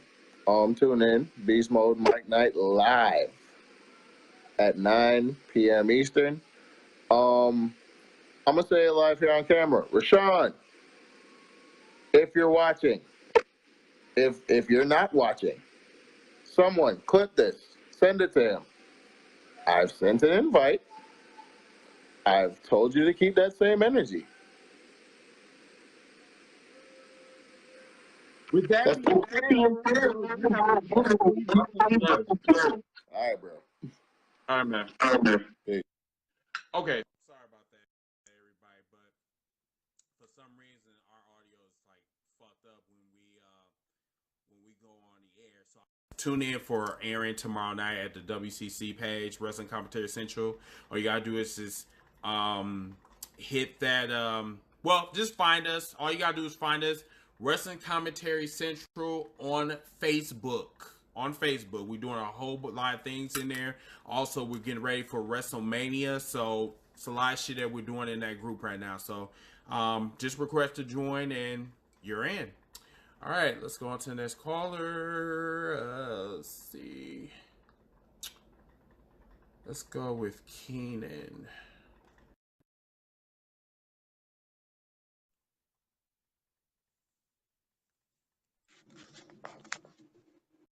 Hey, how you doing? Bitch, let me just tell you something. What's wrong? I am so pissed off to the highest degree at how Vince is treating Becky Lynch and most of all, Mr. Kofi Kingston. How in the hell can you take one man's opportunity away from him and replace him with Kevin Owens? Out of all people. Don't get me wrong. I love Kevin and I'm glad he did return. But to take Kofi's WWE Championship match away, what did he do to get in this situation? He didn't do nothing wrong. Pause. He did one thing. Honey, he's black. That's enough. I mean, straight up. When your dick is bigger than the other guy, I mean, shit, of course they're gonna hate. Vince is nothing but a racist punk ass bitch. That's what he is. And I'm gonna keep it 100. He is a racist punk ass bitch who don't want to see a black man succeed in WWE. I mean, when was the last time we had a black WWE champion? Excluding The Rock. He's half black, half Samoan. I mean, a full-fledged black champion. Yeah. See the thing about it is, we were both pissed off because of the promo, and we didn't know how to process it. And then we had to sit back down, and we had to actually just like look at this long-term thing. There are two possibilities. Either we're going to see Kofi Kingston become WWE champion, or New Day is going to turn heel. Either way, I'm good with that. It's just the thing is, I didn't like the racial undertones. I didn't like that at all, because it just shows. None of us did. None of us did. Yeah, I just didn't. I didn't like it. I just didn't. I didn't care for that shit. I mean, it's bad enough.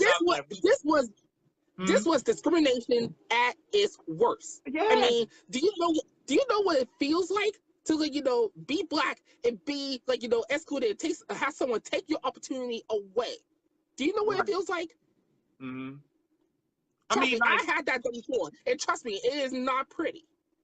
I have too. I could sit here and I could write a book, bitch, about discrimination, but we're not on this podcast to talk about that. But the thing is, it does happen, and we seen a little bit of that, even though they talk about it's on the storyline.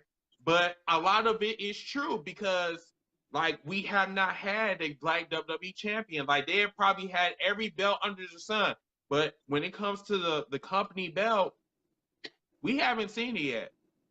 And I'm still sitting up here. I'm still crossing my legs, drinking my tea, and trying to figure out when this shit gonna happen. If we don't get this, we don't get like justice for Kofi, and for Kofi to not be in Fastlane, which I kind of completely understand, being that Fastlane is like it's like a so-and-so pay-per-view. But if Kofi does not be in the WWE Championship match at WrestleMania, I swear people are gonna riot to the highest degree, including me, because Kofi deserves it after 11 years. 11 years. He does. I would like put it in hard work and be excluded, well, to be a WWE champion, all because of Vince and his stupid racist ass don't see like any potential in him, because he's not like a big guy or anything. He's not like Roman Reigns and something like that. You know what I mean? I hear you. And you know what? I mean, it's time for for Vince to get his head out of his ass, do the right thing, and make Kofi WWE champion. And this time, I mean it. I mean it. I agree. It is 2019. This is not the 1950s. This is not the 1960s. The wrestling group that I mentioned is Wrestling Commentary Central. So that's Wrestling Commentary Central on Facebook. Go ahead, Ken. I'm just, you know what? I'm at the point where I'm so emotionally like unattached from the WWE. Like I just don't. Okay. Damn, he left. Okay, let's bring him right back on. And then Reese, if you still here, I will get you next. Sorry, sorry, my mom was calling. Sorry, her baby boy. But either way, but yeah, it's time for it's time for for Vince to get his head out of his ass, do the right thing. I mean, first he took Becky's WrestleMania dream away, and now Kofi. I mean, but this is just too much. It's just too much. And for the fact that Miss Charlotte expect to be handed the Raw Women's Championship, all because of, I think Ronda, I do not blame her for vacating the Raw Women's Championship, all because she won Becky in this match. We all do. And the fact that Stephanie will not talk to her stupid ass daddy and make the right decision.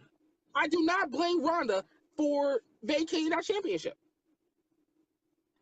All I'm saying is Charlotte should not be in that damn main. She should not be nowhere near that shit. The only reason why she is because of her father's last name. If she did not have the last name Flair, she would be another irrelevant bitch coming to the WWE. So true. So true. I mean, heck. I mean, Asuka is like, SmackDown Women's Champion still. Can Charlotte face Asuka at WrestleMania? And you know what? Guess what?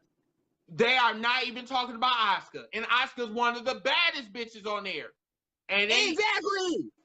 And they are not talking about her at all. They up there talking about they don't know what to do with her ass because she's SmackDown Women's Champion and they still have like a WrestleMania opponent for her to go into WrestleMania. They said that damn porno flick bitch Mandy Rose is supposed to be going against Asuka.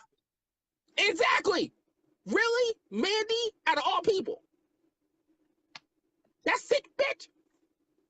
Child, do not get me started. Don't get me started on Mandy, please. I love the girl, but that girl's a straight up hoe. I'm sorry.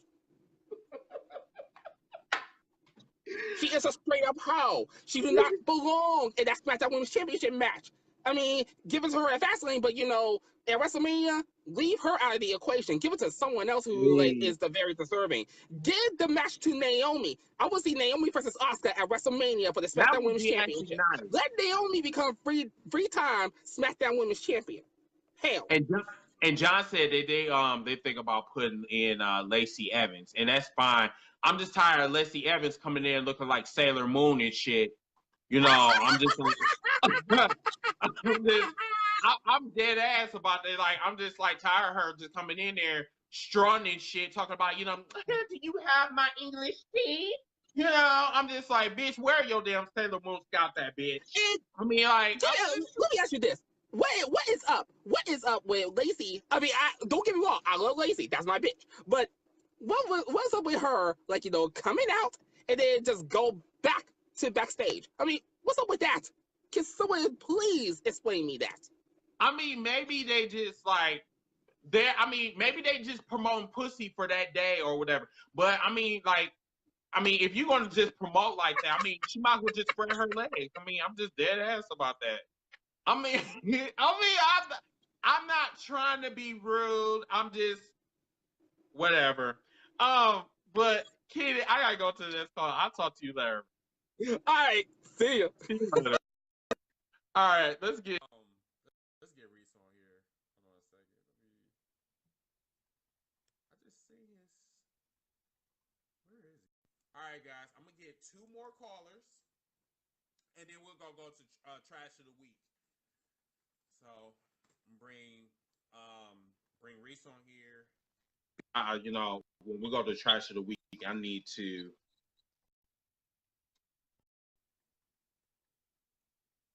I'm gonna need this. Yes, definitely. All right, let me try to bring. I will begin to you in 1 second, sir.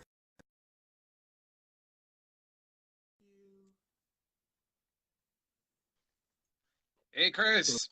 How you doing, man? Oh, I'm doing good. Man, I gotta tell you, I have been loving this show tonight, man.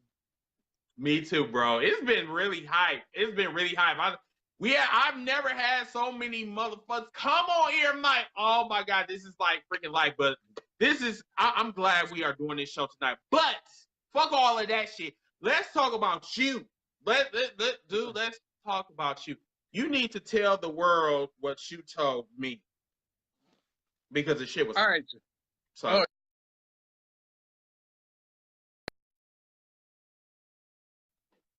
everybody that's upset about the KOFI getting stripped of the title thing. All right. It was a good call to take FASTLANE away from him. The bad move was putting KO into this match. Because if you wanted to do this right, there was somebody you could have put instead of Kevin Owens. And when I say this name, it's going to make perfect sense. It should have been Daniel Bryan versus Randy Orton And I'm going to tell you why. And matter of fact, now I'm going to get to the part that I didn't tell you.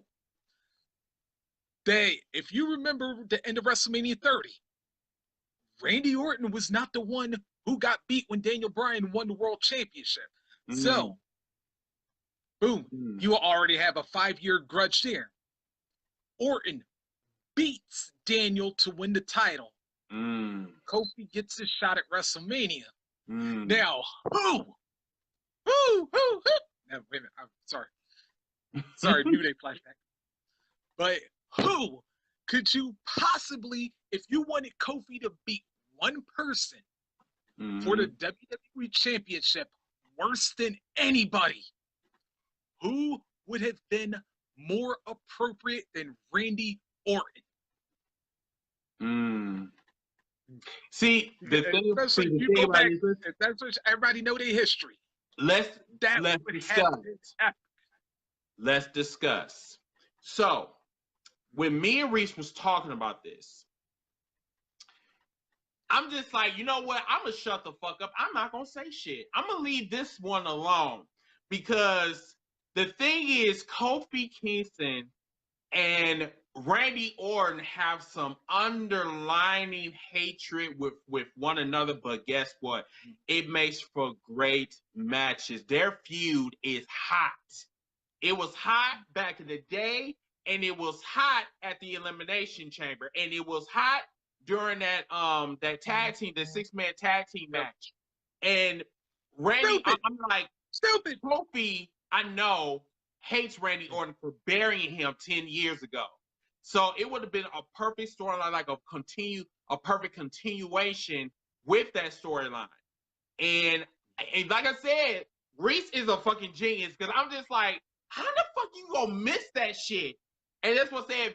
Vince just it goes straight over his head. Like sometimes they don't need no damn they don't need no damn Days of Our Lives characters or creative writers or whatever because they don't know shit about wrestling. When you are a wrestling fan like me, Reese, and Aaron and Hill, whatever, we got knowledge that goes all the way back to like damn near the 60s. And it's like some storylines you can actually pick up off of it, especially if you like you just one storyline that was unresolved or whatever, you can pick that back up 10 years later. What Reese is saying is perfect. It's perfect. Because Randy Orton and Kofi Kingston, I'm telling you, I would love to see a feud between those two. And like I said, and plus, even putting Randy against Daniel at Fastlane would make it even better because, like I said, Randy still got heat for him losing the title, even though it was Batista who was the one who tapped out to Daniel Bryan. So it's like, yeah, Randy kind of got a little bit of a grudge there because he said, you know, I've waited 5 years to get you because, yeah, you may have won that title, but you never beat me for it. Speaking of Batista, like, what do you think about that whole Ric Flair beatdown? I mean, do you see I mean, it's been a long time since we've seen Trips as a face in a storyline. I mean, do you welcome it or do you think it's going to be, you know, trash? Well, considering the last time Triple H fought a part-time guy, yeah, this one gonna be trash. Because we all remember how the match was Sting. And I'm sorry. Oh, well, yeah. When DX and NWO were the most memorable parts of that damn match.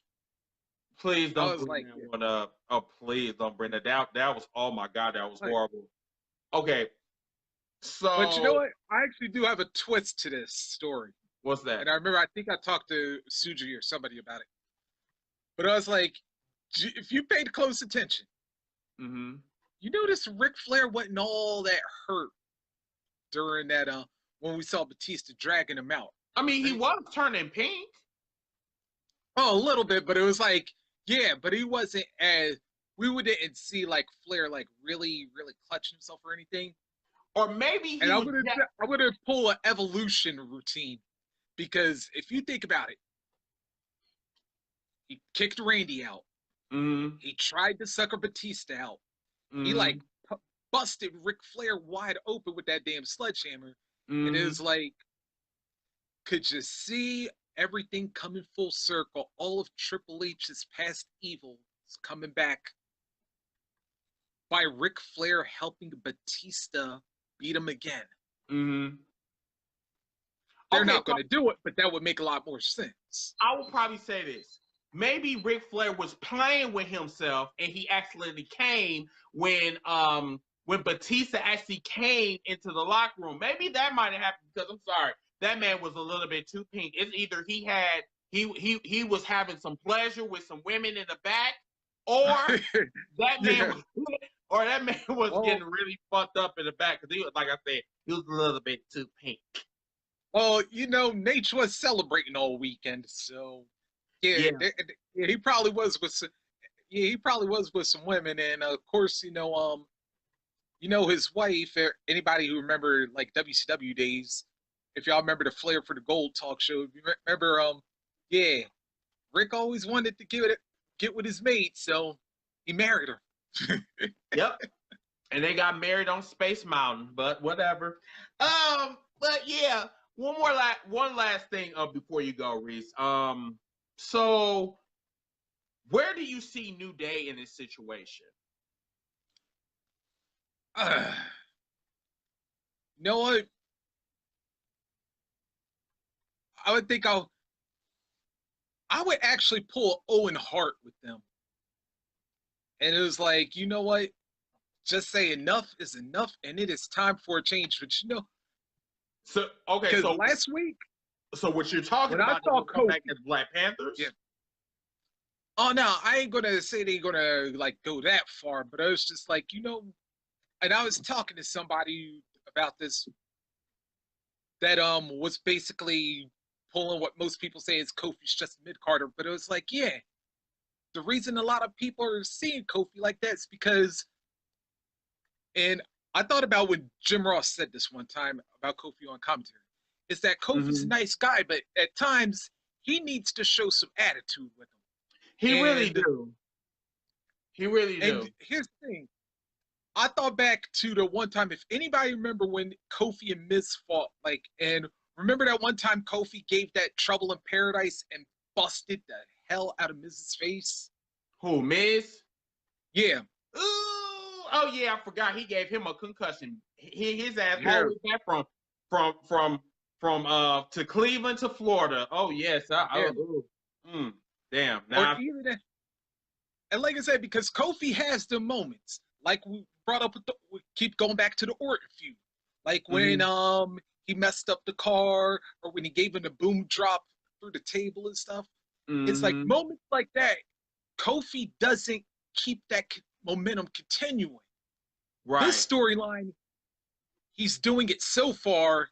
He's got to not have that damn lapse in the middle, and it's like, just roll with it and like say, yeah, just like pull like a Bret Hart, like after that cage match, just go off about it. Pull like a Ron Simmons, like Tori brought up earlier. Organic. Yes, keep it organic. Yeah. He'll even said that Kofi being the Killmonger of the WWE, that will be interesting. Very interesting. Because and I know like both Hill and Tori was mentioning when Biggie and Biggie and Xavier were going off Tuesday night, like Kofi just like he was like suppressing what he was really feeling. I'm like this. If he lets that out, whether it be this coming Tuesday, whether it's at FASTLANE or whatever, man, you are going to see some magic on the mic. And especially like if he talk about that, I'm not box office enough, I'm not qualified enough. If he works that into his promo about him addressing how he feels about the title match, and you're going to have some fire coming out. And I was like, they ain't going to have no choice but to put Kofi in that main event. And that'll be awesome. All right, bro. Well, thank you so much for coming on. Always a pleasure. Thank you so much for your insight, man. All right. Thanks, Chris. Yep, no problem. All right, let's see.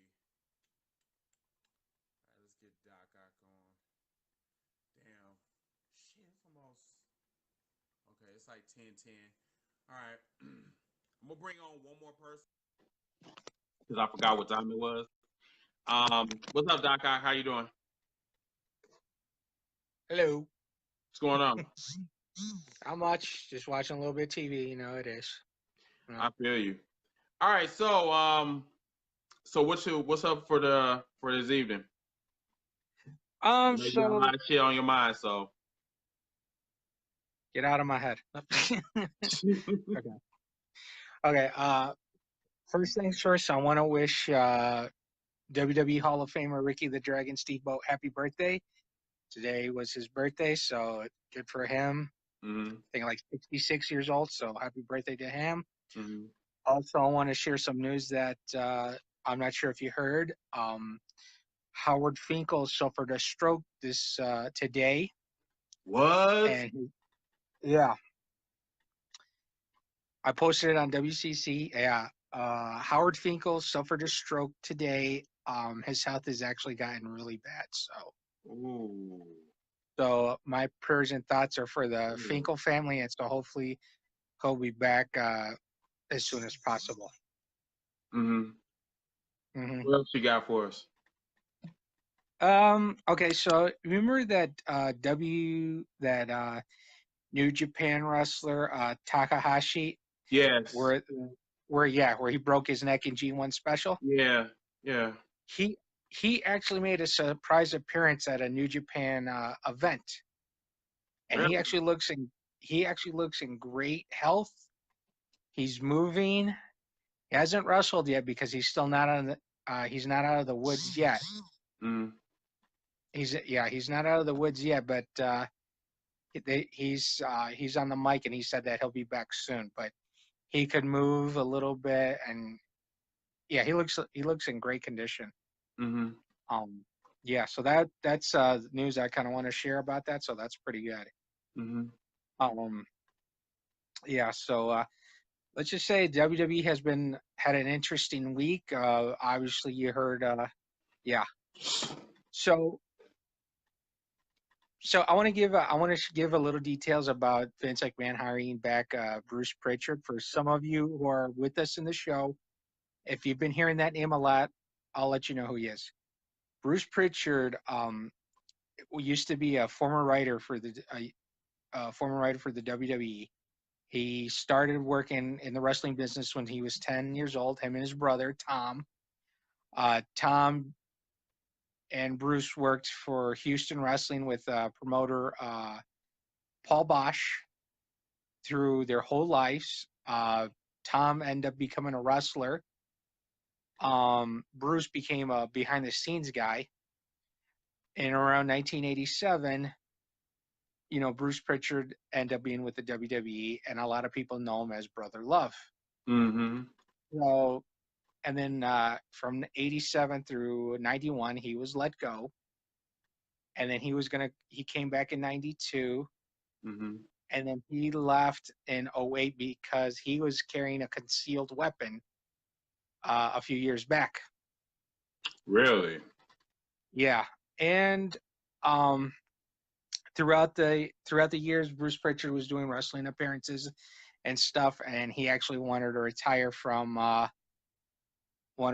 everything from wrestling until Conrad Thompson told him to do a podcast of everything you've known of the WWE, TNA, and Houston Wrestling. Mm-hmm. So, yeah, for the podcast, it's called Something to Wrestle with Bruce Pritchard. It's actually a pretty good show. Okay. Now, all of a sudden, this year in January, Vince McMahon started talking to Bruce Pritchard because he was in trouble. So it became to a point where Vince says, well, goddamn, pal, let me just hire you back. So after being gone for almost 11 years, Bruce Pritchard is finally back for the WWE. Interesting. So yeah. So if any of you remember watching that thing with Batista at the end, I have a feeling that's what Bruce Pritchard wrote, and I think that's his genius behind that. If you notice, when Bruce Pritchard left in around 08, between 08 and 09, that's when the PG era started to kick in. So, coincidence? I think not. And see, Brad, the thing about it is, see, we got to be real careful of bringing old timers that, like, you know, with broken necks or whatever, like, their time is done.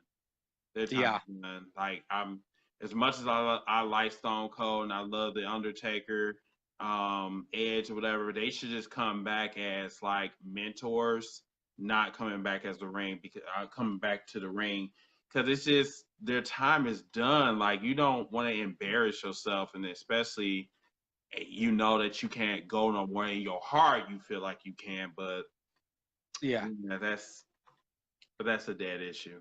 That's a new issue for another day. Right. I kind of agree. Like, with the old timers, I kind of agree. They should be like mentors, because that's what Mark Henry is doing now. He's actually being a mentor in the back for most of the guys. He interviewed he was interviewed by Jim Ross yesterday, and that's what he was talking about. That he goes to like the pay-per-view shows, and he talks about he's trying to go back into the ring and backstage more often to talk all to the young wrestlers. He says one of the best female wrestlers he's talking about was like Bailey and Asuka. He says Asuka's so underutilized, it's sad. Bro, we just me and Keenan just got done talking about her. She is so underutilized, it's ridiculous. And then they be trying to figure out like why the talent keeps leaving. But this is why they're being underutilized. Yeah. And that's pretty much what I think they should do, is get some of the old timers and help them utilize how wrestling should be, how it is. I don't like why the WWE had to let go of Arn Anderson. Bro, that was so petty, man. I mean, like, what was the whole point of doing it? Because you guys had a confrontation, a discussion. You said, "Oh, I didn't like how he talked to me, so I let him go." Like, dude. Well, okay. So in your words, like, you know, because I know that you read a little bit more deeper into, you know, that story. What happened? I just heard that there was a confrontation between the two, but that was about it. Did you read anything else about that? Well, I tried to get more research, but they wouldn't really talk. They don't give too much details about it. All I heard, it was like an incident. I'm like, well, what's the incident about? Like, was there physical incidents? Was it like a verbal incident? That's what I want to know. They're not giving us the full details about it. And I'm like so pissed off about it. I'm like, well, what the fuck did Arn Anderson do to piss off Vince McMahon? You know? That's what I want to know. And you know what's the most fucked up part? When they had that Celebration Ric Flair party, Arn Anderson wasn't even in it. I'm like, what the fuck? You know? That's true. I don't understand WWE, and I'm not going to even try to, because like it'll make my brain hurt. But got one more minute, Doc. Anything else you want to bring up? Anything we don't know that you want to bring up? Yeah, you know, I was thinking about. I'm not gonna bring that up. That's too fucking dirty here in this show. Why? Bring it up. Shit. We are censored here, sir. You should know that. Okay, so you know how like they like to find about nude leaks for a lot of female wrestlers and shit. So they said they found nude leaks on certain male WWE superstars. Dash Wilder from the Revival was one of them, and NXT Matt Riddle.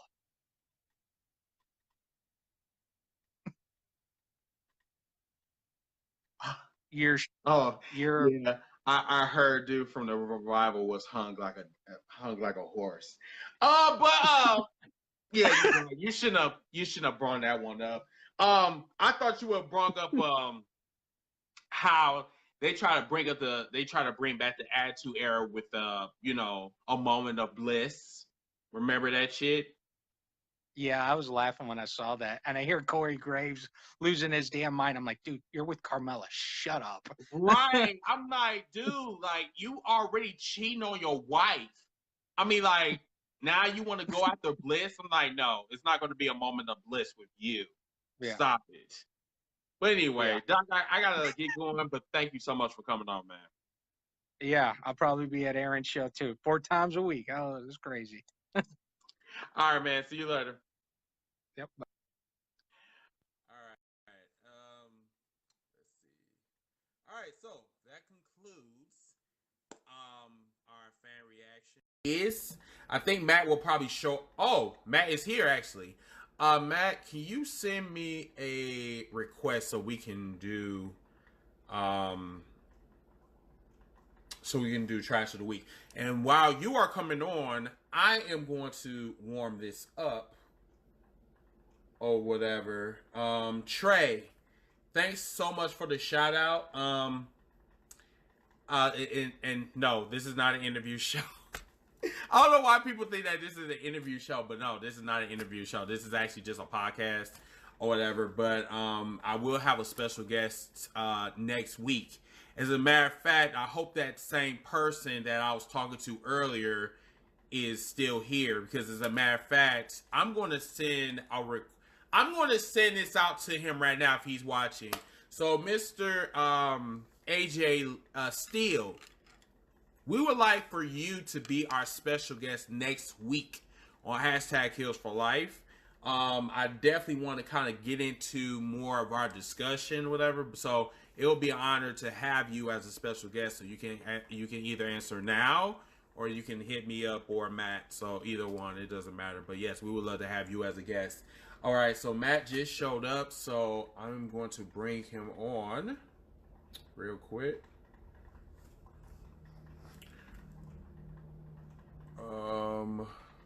Let's see. And no, I would not be stalking Matt Riddle because Matt Riddle is not my type. Anyway,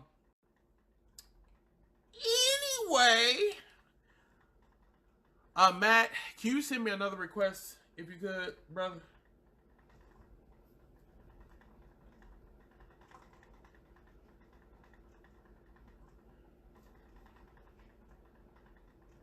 I gotta go on YouTube real quick so I can warm this up.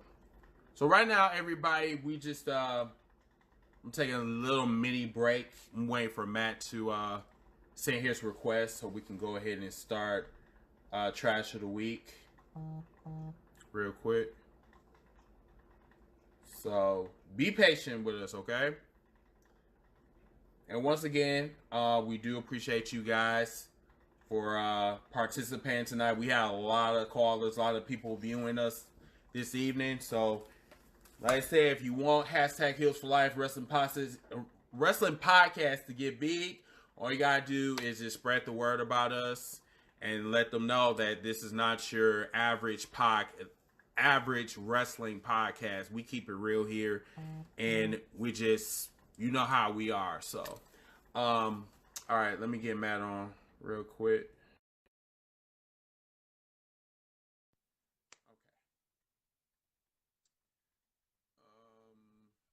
Okay. What's up, Matt? What's going on, Chris? Not too much. Shit. I'm trying to get my damn Zoom room. Okay. All right. So for the people that is joining us for the very first time, this is how we do Trash of the Week. So, we have dumb motherfuckers that literally, do shit around the wrestling world or whatever. Whether it's a fan, a promoter, a certain episode that we just do not care for and we think it's trash. We talk about it, we nominate them, and then we come to an agreement and we say that they're going to be Trash of the Week, and then we bring them on. So this week, hold on 1 second. Hold on. Matter of fact, let me see. Drum roll. Okay. Hold on. I'm trying to get my shit. Hold that shit on. Where did it go? I think this is it. No, that ain't it.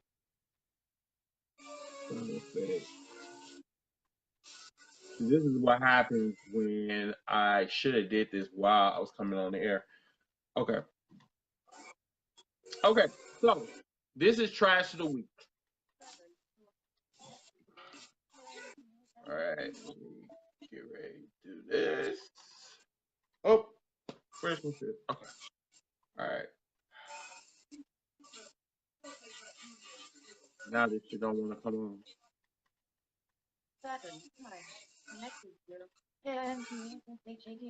Okay.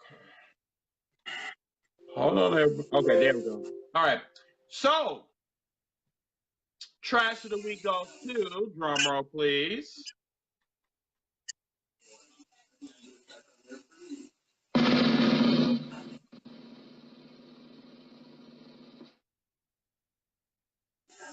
I would love to hear that ding, but that's okay. All right, so we've seen this particular post on the Yup, I Love Wrestling. You've seen this. As a matter of fact, let me see if I can. Oh, there you go. So I think it's backwards. Hold on, I might have to take this off. Hold on 1 second. So, you've seen this. Matter of fact, let me turn this around. All right. So, this shit right here. This came from Rashad Booker from the Yup, I Like Wrestling. So this is his comment right here. He doesn't think that Kofi deserves to be WWE champion, and he doesn't deserve to be in the main event. Wow! And remind you, this is coming from a black man. You know what? Oh my God. Okay. So, you know I'm gonna have to. I hope y'all understand that shit. So, me and AJ was talking about this earlier, that some wrestling fans feel that they're entitled just to talk whatever bullshit they want to talk about on social media. And see, the thing is, in the same breath, they want to say that they are wrestling fans, quote unquote. But yet, they will, in the same breath, disrespect their own kind, which does not make no sense whatsoever. And this man gonna sit up here and say a fucked up ass post like this. This fucked up ass post. So, my thing to Rashad is, you sit back in a wrestling group and you talk shit about someone that has bust their ass in a wrestling in a white company. In a white company that doesn't allow WWE champion, don't allow a black man to be WWE champion. And then we got motherfuckers like you that want to take the cool way out, all because of what? I mean, I don't understand fans like you. I don't get it. Because you probably that same person that talk about, I don't understand why I'm being discriminated. I don't understand this. I try to be white as possible, and yet I'm not accepted. And then yet you come on here on a wrestling group and you say some shit like this.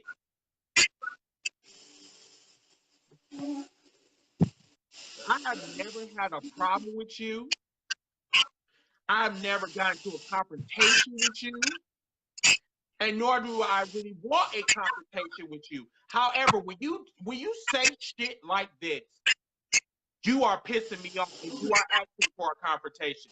And you know what? I would still have that same heat if you ever came in my face and we were arguing back and forth. I would still have that same heat because I don't like when wrestling fans, so-called wrestling fans, disrespect their own people. And if you know the struggles that we go through in the workplace, in the wrestling world, which you so-called like, and the shit I know happens in your daily life. Just because you have white friends does not make you any less of an African American. But what you need to do is you need to take down this damn post. No, matter of fact, motherfucker, you need to look at this post again. And you need to actually ask yourself, are you really actually an African American? Because no African American should be saying some shit like this. I'm sorry. And then when people try to call your ass out, you ain't nowhere to be found. So I'm gonna ask you this shit again. You are in WCC. You are in Wrestling Commentary Central. You need to answer that damn call that Aaron had asked you earlier. You need to bring your ass on that damn show tomorrow at 8 o'clock Central Time, 9 o'clock Central, 9 o'clock Eastern Time. And you need to tell us in front of everybody in that damn group, why in the fuck did you say what you said 2 days ago? And if you don't, you a puss-ass motherfucker. Plain and simple. Nigga!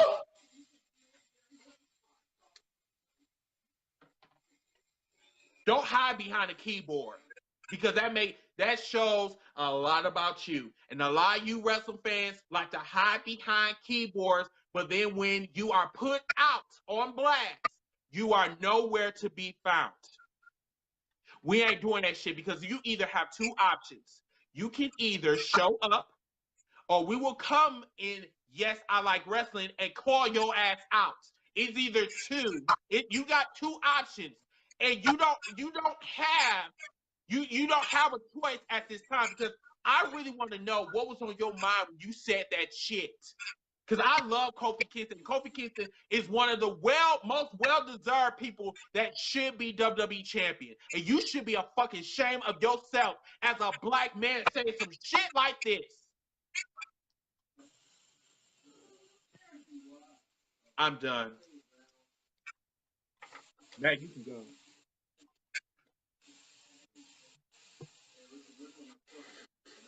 Hang on a second.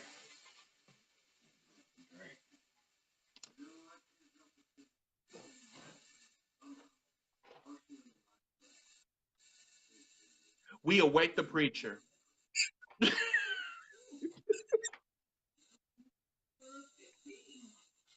As a matter of fact, you know what? Can someone tag him?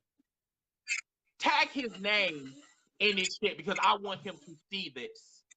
I want him to see this, because if he has that same energy to say that shit, then he should have that same energy to bring his ass live and discuss that shit. You know what? It ain't even about Kofi anymore. It's about that coon ass fucking tagline, that coon ass post that he put on. This ain't no longer have anything to do with Kofi. We need to talk about this. Plain and simple. Now I'm done.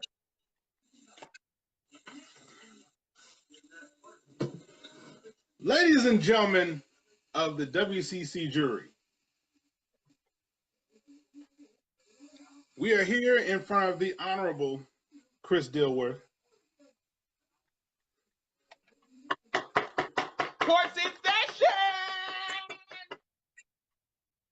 No, I'm just playing. I'm sorry, I didn't have the prosecution, yours truly, I should say Matthew Collins III, aka Theodore Collins.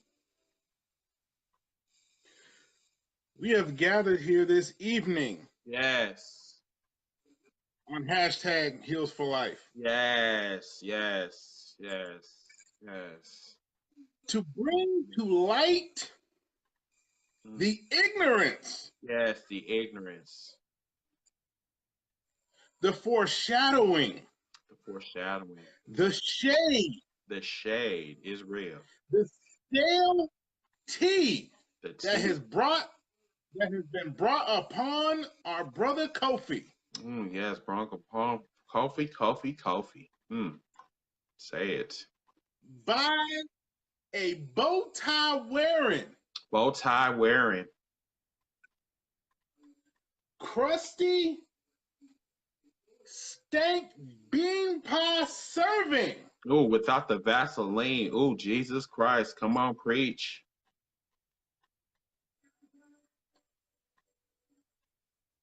And if I mispronounce your name, I really don't give a damn. Don't get a fuck. You Uncle Ruckus.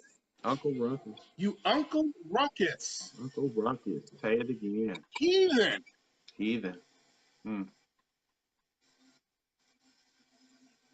You dare disrespect the year of the KOF.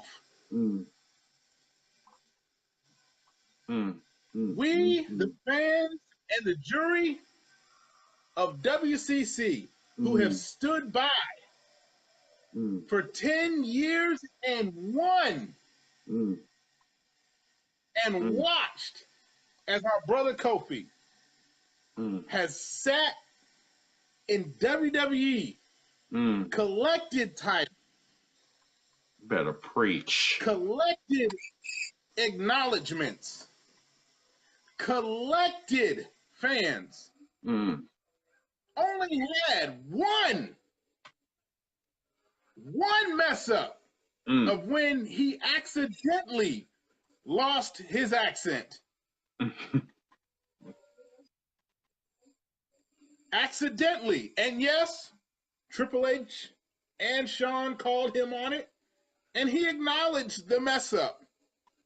He acknowledged it. But Brother Kofi has had a stellar career. Stellar. No smudges. No smudges. No DUIs. No DU. No shame. No drama. No drama. Nothing brought upon his career that would ever shine a disheartening light on him. Lights. Bring it to light. And although Brother Mustafa did get hurt, and we wish him the best. Black eye and all. We wish him the best. It was then that the call was given. The cards were laid at his feet. His number was pulled. And Kofi said, bingo. Bingo. Nigga, I it's want my time. Yes. It's my time, nigga. Like Booker T said. After running the gauntlet. Running the gauntlet. Pinning the current hemp carrying champion. Pinning the devastating Samoa Joe. After 10. And then after, excuse me, and I jumped the gun. I apologize, Your Honor. He pinned Jeff Hardy and then Samoa Joe. And then after that, Brother AJ Styles tried to take pity on Kofi. Kofi said, no, I have been waiting for this chance. I have been waiting for this opportunity. They have been sleeping on me for 10+1 years. It's my time. It's the year of the Kof. It's Kofi Mania. Bring it, AJ. And yes, he did fall short to AJ, but when it came time for the Elimination Chamber match, when it came time for Kofi to come out of that chamber and let the WWE Universe know, new fans and old, just exactly why He is the king of the boom. He is the trouble that is in paradise. The reason why he was given the opportunity. Yes. He let you know he is Kofi Kingston. He let you know he is the man, and he damn sure let Randy Orton know that not only are you stupid, but it's my time now. Nigga.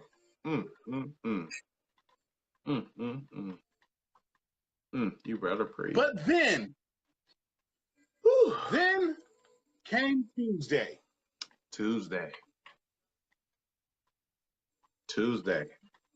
Then came Tuesday.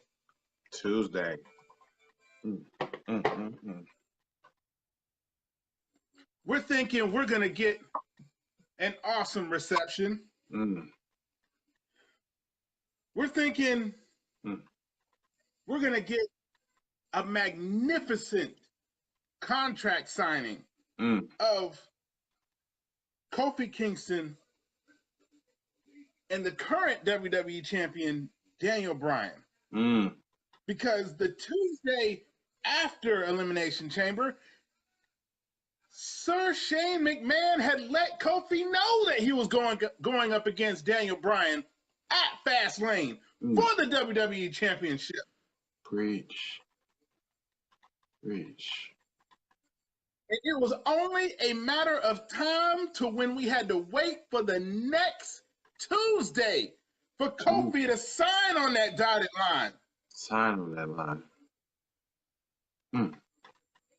A piece of paper is all that it stood in Kofi's way before he would be on the fast track.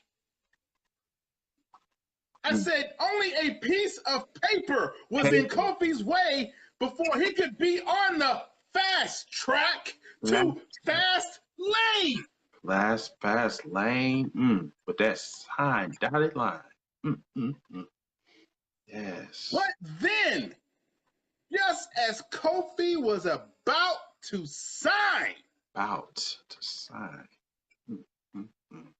it was like a death bell had rang. It was like time had stood still. The fans of Charlotte, North Carolina knew what was going on. They knew something was wrong when we heard no chance in hell. Queen City, no chance. And we saw Vince McMahon strut his ass out onto that stage. The same strut he had when he yanked that WrestleMania opportunity from Sister Becky Lynch. Six. Stolen. Stolen. Yanked. Gates. Taken away.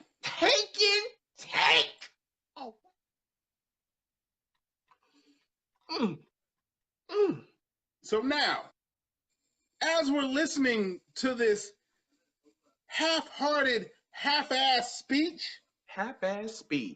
from Vince McMahon, the WWE chairman, yes, punk-ass McMahon, we hear him say that, wow, yes, Kofi Kingston, you are the man.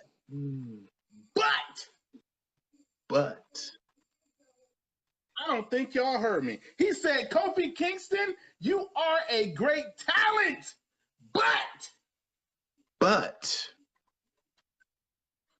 Kofi Kingston, you can give us a stellar match, but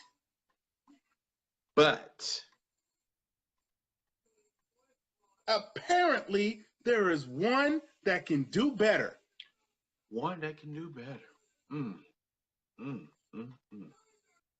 After everything, all the blood, all the sweat, Sweat. All the tears that was just laid on SmackDown and at the Elimination Chamber pay-per-view. Blood spilled. Apparently, that just wasn't enough. Wasn't enough. Nope. And next thing we know, the opportunity was given. I don't think y'all heard me. It was given. Given. Not earned. Not even given. Given. Given. Given when it was established to us and it was promised to us that title matches would be earned.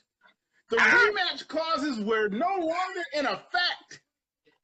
No longer in effect. You now had to earn. You had to earn your way. Earn your way into that title picture. But apparently, that does not apply to Kevin Owens. Kevin Owens.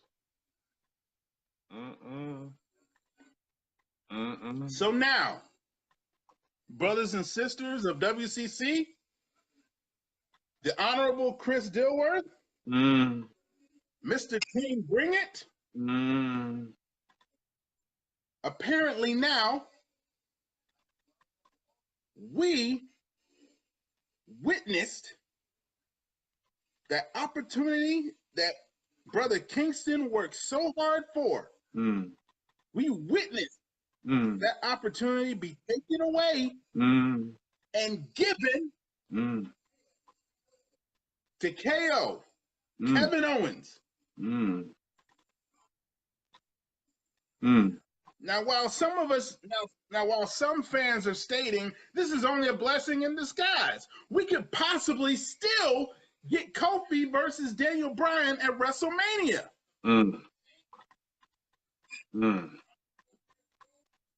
I will say this to you. Say it. What if?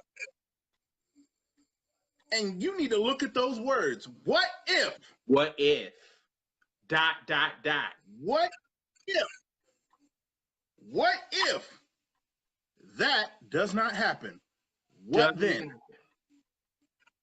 You want to know what should happen? As much as I enjoy from time to time watching New Day work, they are a great stable. They do bring joy to little kids with their pancakes and their colorful merch and everything. But if Kofi Kingston is yet again denied the WWE Championship, I think it would be time for New Day to break a unicorn's horn off in somebody's ass. Somebody's ass. And Rashad, if you ain't careful, we're going to recommend that horn is so delicately placed up your ass. Up your ass and no wall. Quite frankly, sir,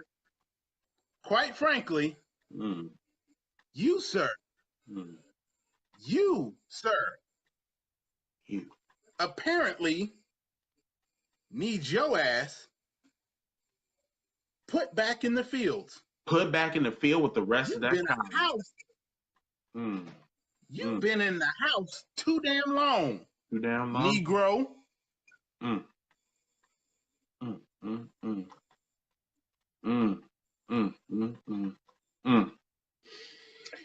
Ooh, Jesus Christ. You know, Matt, you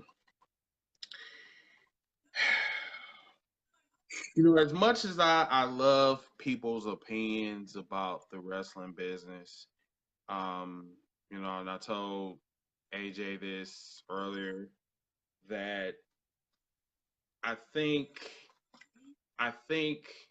the curse is really coming from the internet. The internet is giving these motherfuckers a platform they do not need. They are not deserving at all. You know what I'm saying? Especially when it comes to wrestling, it's like they just sit behind a keyboard. I'm gonna say this today because I need something to like.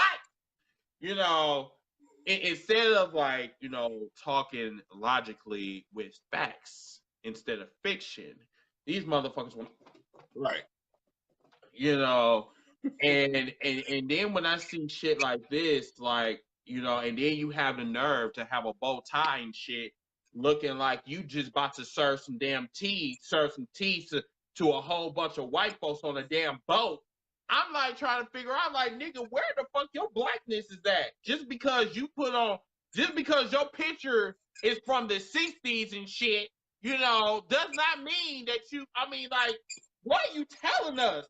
Are you telling us like you black, or are you telling us that you a slave mentally? Because it seems like, dude, oh my God, I'm really not trying to read this motherfucker. I'm really not trying to be disrespectful, but nigga, please, you disrespected us when you said that shit. And I'm just like, you did just like what Pastor C. Dog Collins said, that Kofi went through a brutal gauntlet match, went through a brutal elimination chamber, and you gonna sit your punk ass on a bus stop sucking on a lollipop saying that Kofi Kingston do not deserve to be WWE champion, that KO deserve it a lot more because your punk ass wants some damn likes. You want some controversy. I'm sorry, nigga. When you put out controversy like this, you deserve to get your ass whooped. Plain and simple. I'm sorry. Because when I see shit like this, you deserve to get your ass whooped. And I'm not saying that to bully you or whatever. You need your ass whooped. Because that shit, I'm sorry, that shit was not cute. That shit was not funny. That shit was pathetic. And that's what people need to really stop. They need to stop doing shit like this. Because it's bad enough we got white folks that believes wholeheartedly that there should not be a black WWE champion. And then when I see African Americans like this, when I see Ben Carson motherfuckers that do shit like this, I say to myself, I'm like, you need to get your ass off that damn porch. Seriously. Because I'm seeing that, bro, that one's cute. It's ridiculous. It's ridiculous. Now, see, we're not saying, which, you know, shout out to my wrestling brother, AJ Steele, and also Chris Nelms. Mm-hmm. We're not saying that everybody that has been on the aisle of the mid-cards, and I'm going to say it just like that, the aisle of the mid-cards, because that's basically what it is. It's an island. The mid-card section is an island. Don't get me wrong. There's been some great talent that has never even touched the main event goal. Mm-hmm. There's been some great talent that has never graced that top floor type treatment. Mm-hmm. Their name isn't in the history books of WWE champion. It's not in the history book of the WWE title. Mm-hmm. It's just not there. Mm-hmm. We know this. Mm-hmm. And we're not saying that everyone that is on the aisle of the mid-card is deserving of that main event spot. Exactly. Now we're not sitting here we're not just sitting here saying that, you know, Kofi's been there for this long and, you know, he deserves it, blah blah blah. No, we're not saying that. What we're saying is that with everything that is in Kofi Kingston's resume, mm-hmm. everything. Mm-hmm. Go ahead, sit there and tally it up. Everything. You can't sit here and say that he hasn't earned it. You can't sit there and say that he doesn't deserve it. He's not saying, give me the spot. No, that's not what he's saying. Since all this has been happening, he hasn't said, I'm being given the opportunity. One, he earned it, first off. Two, it just happened. Unfortunately, and he even said it. He acknowledged Mustafa Ali.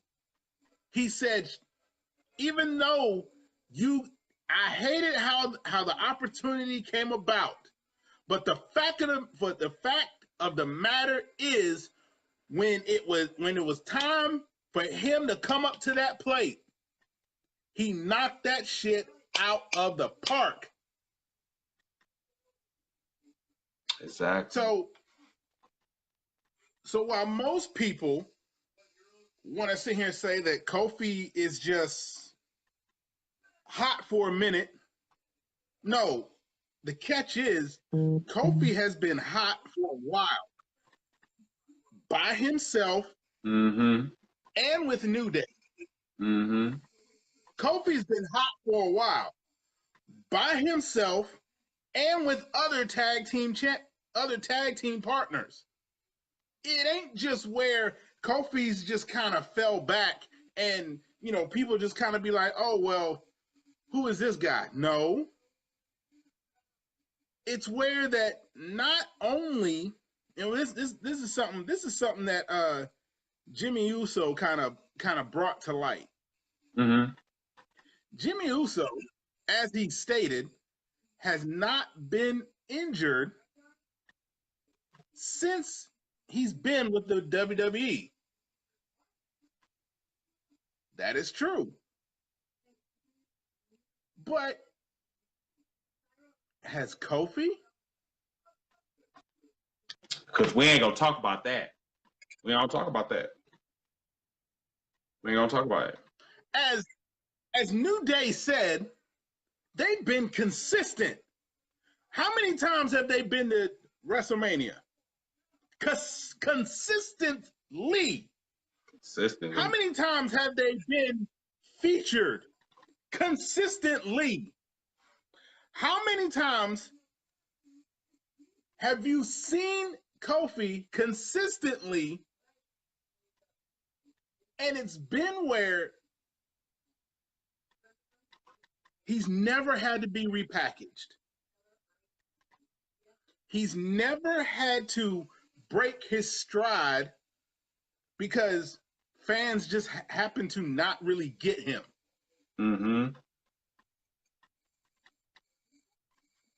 Okay, Reese said he thinks Kofi's been injured once. I mean, that's still good. I mean, it's still good for him to be right. I mean, you've been in 11 years. Go ahead. For 11 years, he's only been injured once. And exactly, he's never been backstage. He's never had to worry about being at the catering table. He's never had to worry about being in the catering suite. And he's been a part of a stable that not only helped him, but also helped his buddy, Woods and Big E. So again, they've never been at that point where WWE Creative has worried, well,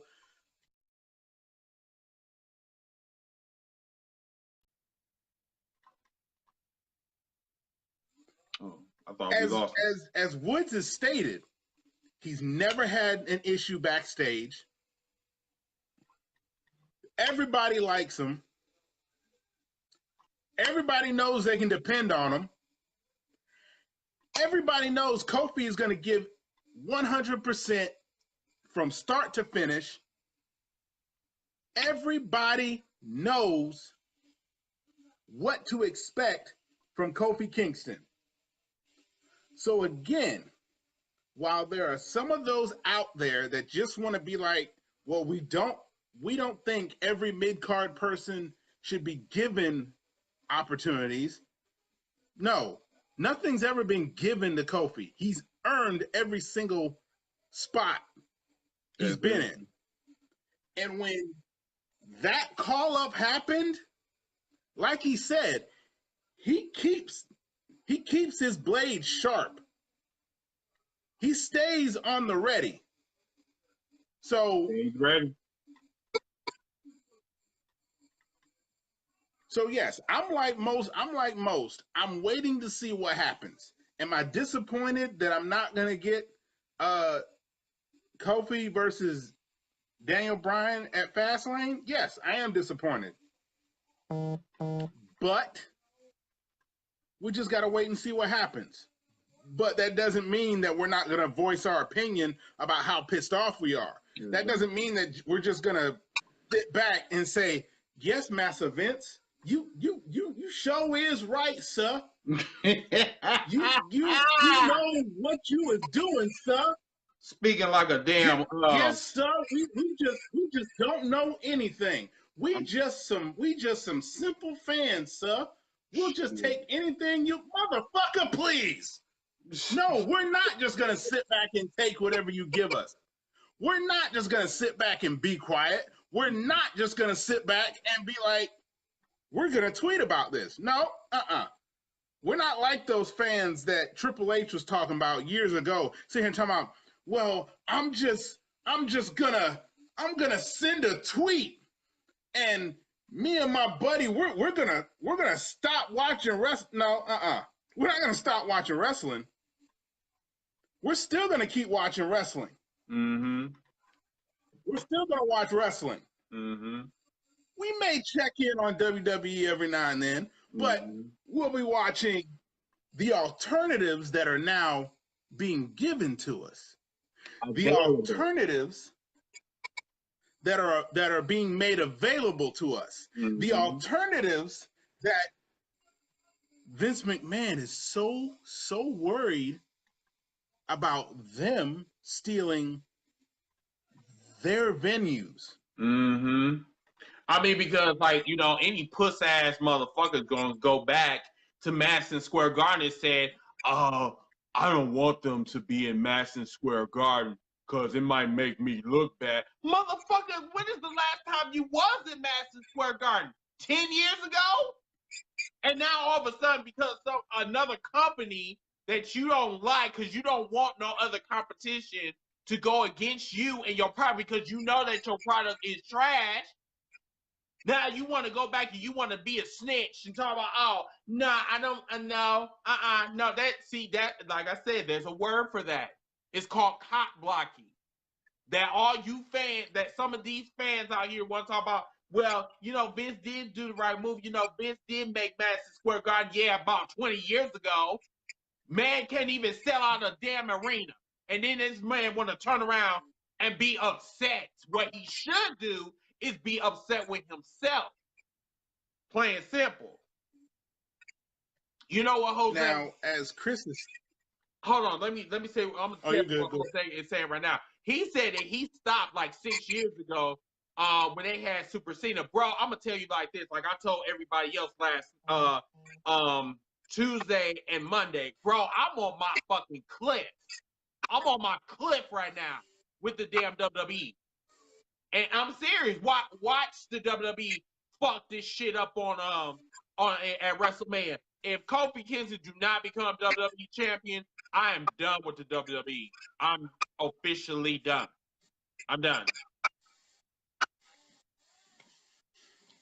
All right, so because Mitt asked me once before, and now been asked again, and just like I told my brother AJ, when it comes to when it came to the Roman Reigns situation, a lot of us were kind of, and I hate to use ignorant, but that's basically the best way I can describe it at the moment. We didn't really know the extent of his leukemia. We didn't know just how bad it was. When we automatically heard leukemia, a lot of us, the majority, thought the worst. When we hear leukemia, we already know it's chemo. It's bad. Just chemo. Right.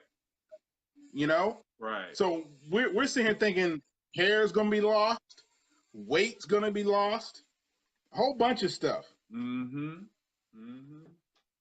But when we see Roman from time to time, from the pictures with Rock to his appearance at Monday Night Raw and his ring action at Monday Night Raw, yes, we were all baffled.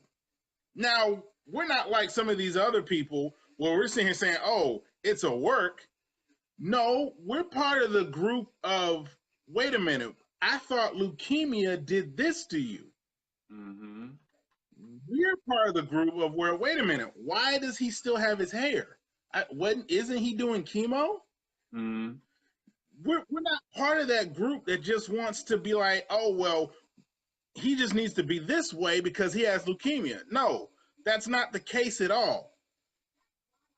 Like many, myself, Chris, and others, we researched if it's caught early, if the chemo was done in small doses, you know, stuff like that. There are cases where people lead normal lives. They don't lose their hair. They don't lose much weight. They don't lose much weight. It's not a drastic change.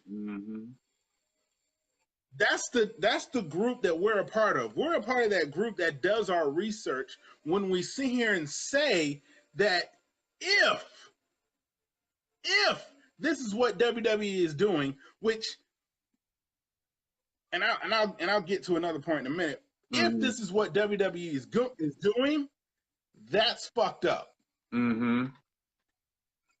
That's fucked up. And you know what? There's some people that's quoting I'm saying chatting. There's some folks right now that's saying that it's work. And guys, I'm not gonna lie to you guys. Like, I feel the same way, but then at the same time, I have to, you know, give him the benefit of the doubt. It's a possibility that he was going through chemo. He was going through, you know, leukemia. But at the same time, like, the whole track line, the whole shit with the WWE and their desperate attempts to get someone over, it cannot be justified. It cannot be disputed because the shit has happened over and over and over and over again. You can sit up here and be in denial all you want. And I would sit up here and if you say, hey, Chris, you're wrong for doubting that Roman Reigns have leukemia, and Vince McMahon had a storyline about him killing himself. So you telling me that I have no right to be a little bit suspicious? I'm not saying that he didn't have it. I'm just going back into my DeLorean, into the past, and say, well, you know, Vince did do this, but you know what? Either, you know, it doesn't even matter. The thing is, Vince McMahon got his wish. Roman is over. And people that's coming in right now, the 25 that's watching, I'm going to ask you this again. What do we treat Roman Reigns as such? Do we treat him as a make-a-wish patient, or do we go back and boo Roman Reigns, the John Cena 2.0 in this situation? Now, someone also said this, and I think it was Mike Quan that said this, that it's a possibility that Seth Rollins is going to be just like Becky Lynch and Kofi Kingston. Vince McMahon is going to walk his ass out and going to say, hey, I think I found someone more qualified than Seth Rollins to go against the Beast, and I picked Roman Reigns. There's a possibility that might happen because, you know, Vince is shady in the motherfucker. So, I mean, I wouldn't put it past the WWE. So Sebastian, we're not saying that everybody needs a hero. We're not arguing that. The bad part is here's the part that's bad. mm-hmm. If you needed to use a sickness like that to get someone over, you have an issue. You have a problem. Your moral compass just isn't set right. Now, as Chris said, long time ago, there was a storyline where it built up that one day, after Vince walked through the crowd of workers, each worker was on pins and needles. Vince looked at them. They looked at Vince. Vince walked all the way to the back, looked upon the land of where WWE was at the time, closed the door on his limo, and poof, it exploded. Bro, when I tell now, you, this was before. When I seen that shit, you were just like me. What the fuck? What just happened? Is he dead? What's going on? Now, this is before the internet was big. This is before social media. This is before Instagram, Twitter, even fucking Facebook, MySpace, everything. Yes. It's before that. Yes. It was when the illusion of wrestling was there. So every wrestling fan basically thought, holy shit, Vince McMahon's dead. Now, fast forward to that unfortunate breaking news of Chris Benoit and his entire family being dead. Next thing we know, who are we seeing on Monday Night Raw? Vince.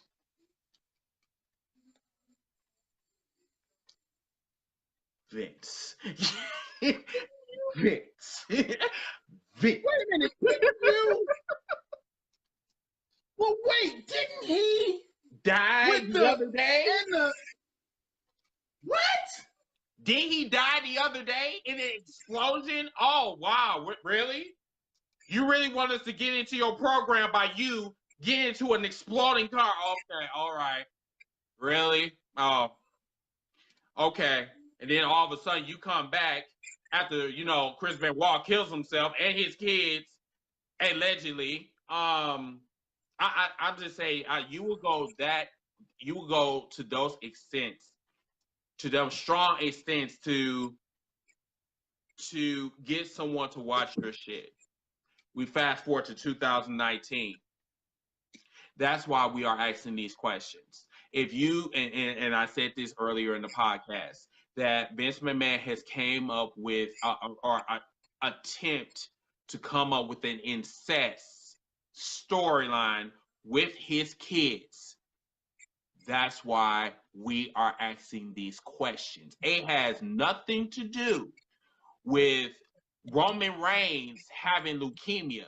We are asking some of the suspect storylines because more than anything, bro, I'm not gonna lie to you, Matt, that all this shit, it feels like a storyline, because if this man had leukemia, why in the fuck are you doing Superman punches and spears that next night, that same night?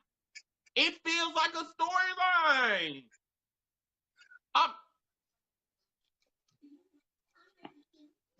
I'm done. So, as myself and Chris, Mr. Chris Dilworth, we're just part of that. We're just part of that group that questions what's put before us. We just don't take shit as it is. We question. We're part of that group that just doesn't take everything as gospel. We question. We research. We check the facts. Mm-hmm. And that's exactly what we're doing. So yes, we have questions. Yes, we have concerns. Are we glad that Roman is on the road to recovery and doing better? Yes. That's always a great ending to a very scary illness. Yes. Remission is an awesome word to hear. Yes. We're not. We're saying that's awesome. Mm-hmm. But at the same time, we're scratching our heads and thinking, what's going on? Mm-hmm. So we're just sitting back. We're watching. Mm-hmm. And waiting just to see what happens. Mm-hmm. Now, Ron Thompson, he asked a very good question. He said, how come the WWE never allowed Gangsta New Jack to come to the WWE? I think I'm going to hand that one to Max because I think I think he got some tea on that one. Yeah, I've always asked that question. But I don't have it for you. Okay. But I think Matt does, so I'm gonna let him answer that one. I'm just basically gonna give a little bit of my opinion from the information that was given to me from someone who was close to New Jack. New Jack is crazy. Point blank. There's no maybe. There's no sometimes. No. He's crazy. So he's basically the definition of a wild card. You just don't know what you're going to get. Now, I've never met him personally, and I've asked the same questions that Chris has asked. And I'm just told, trust me, he's crazy. So I will just take that as that. And so I think, in a kid environment, or excuse me, in a family environment, and then you have New Jack, I'm sorry, that's like oil and water. Nope. That's not going to mix. Not happening. No. Not going to happen. But yeah, that's But before we go this evening, anything else you want to put out there? Actually, well, two things. Honestly, Wilbert, I really don't know why there aren't any ECW originals in the WWE Hall of Fame yet. I don't know. Oh my God, that is honestly a good point. I never thought about that. Why isn't no ECW original? Yeah, Tommy Dreamer, blah. Tommy Dreamer is not even in the Hall of Fame. Wow, I didn't even shit. Nor Rob Van Dam. What's up with that? I really don't know, man. I don't know. Wow. I don't know. Maybe that's something.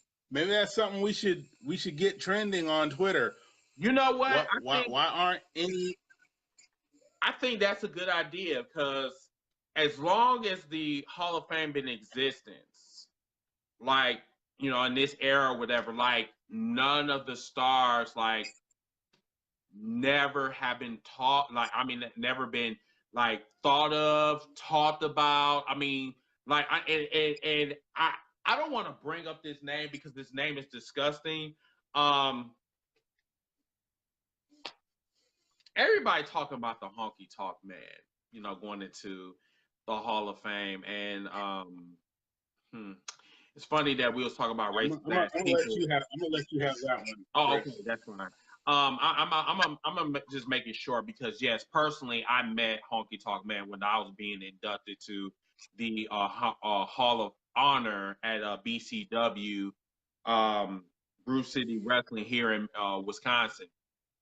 And I had met him one night while I was being inducted, and when he got his award, and I wanted to, give him a handshake or whatever because he's a WWE legend. This man bypassed me and just went to my Korean friend and shook his hand and acted like I wasn't even there. That man, I've heard some stories about honky talk.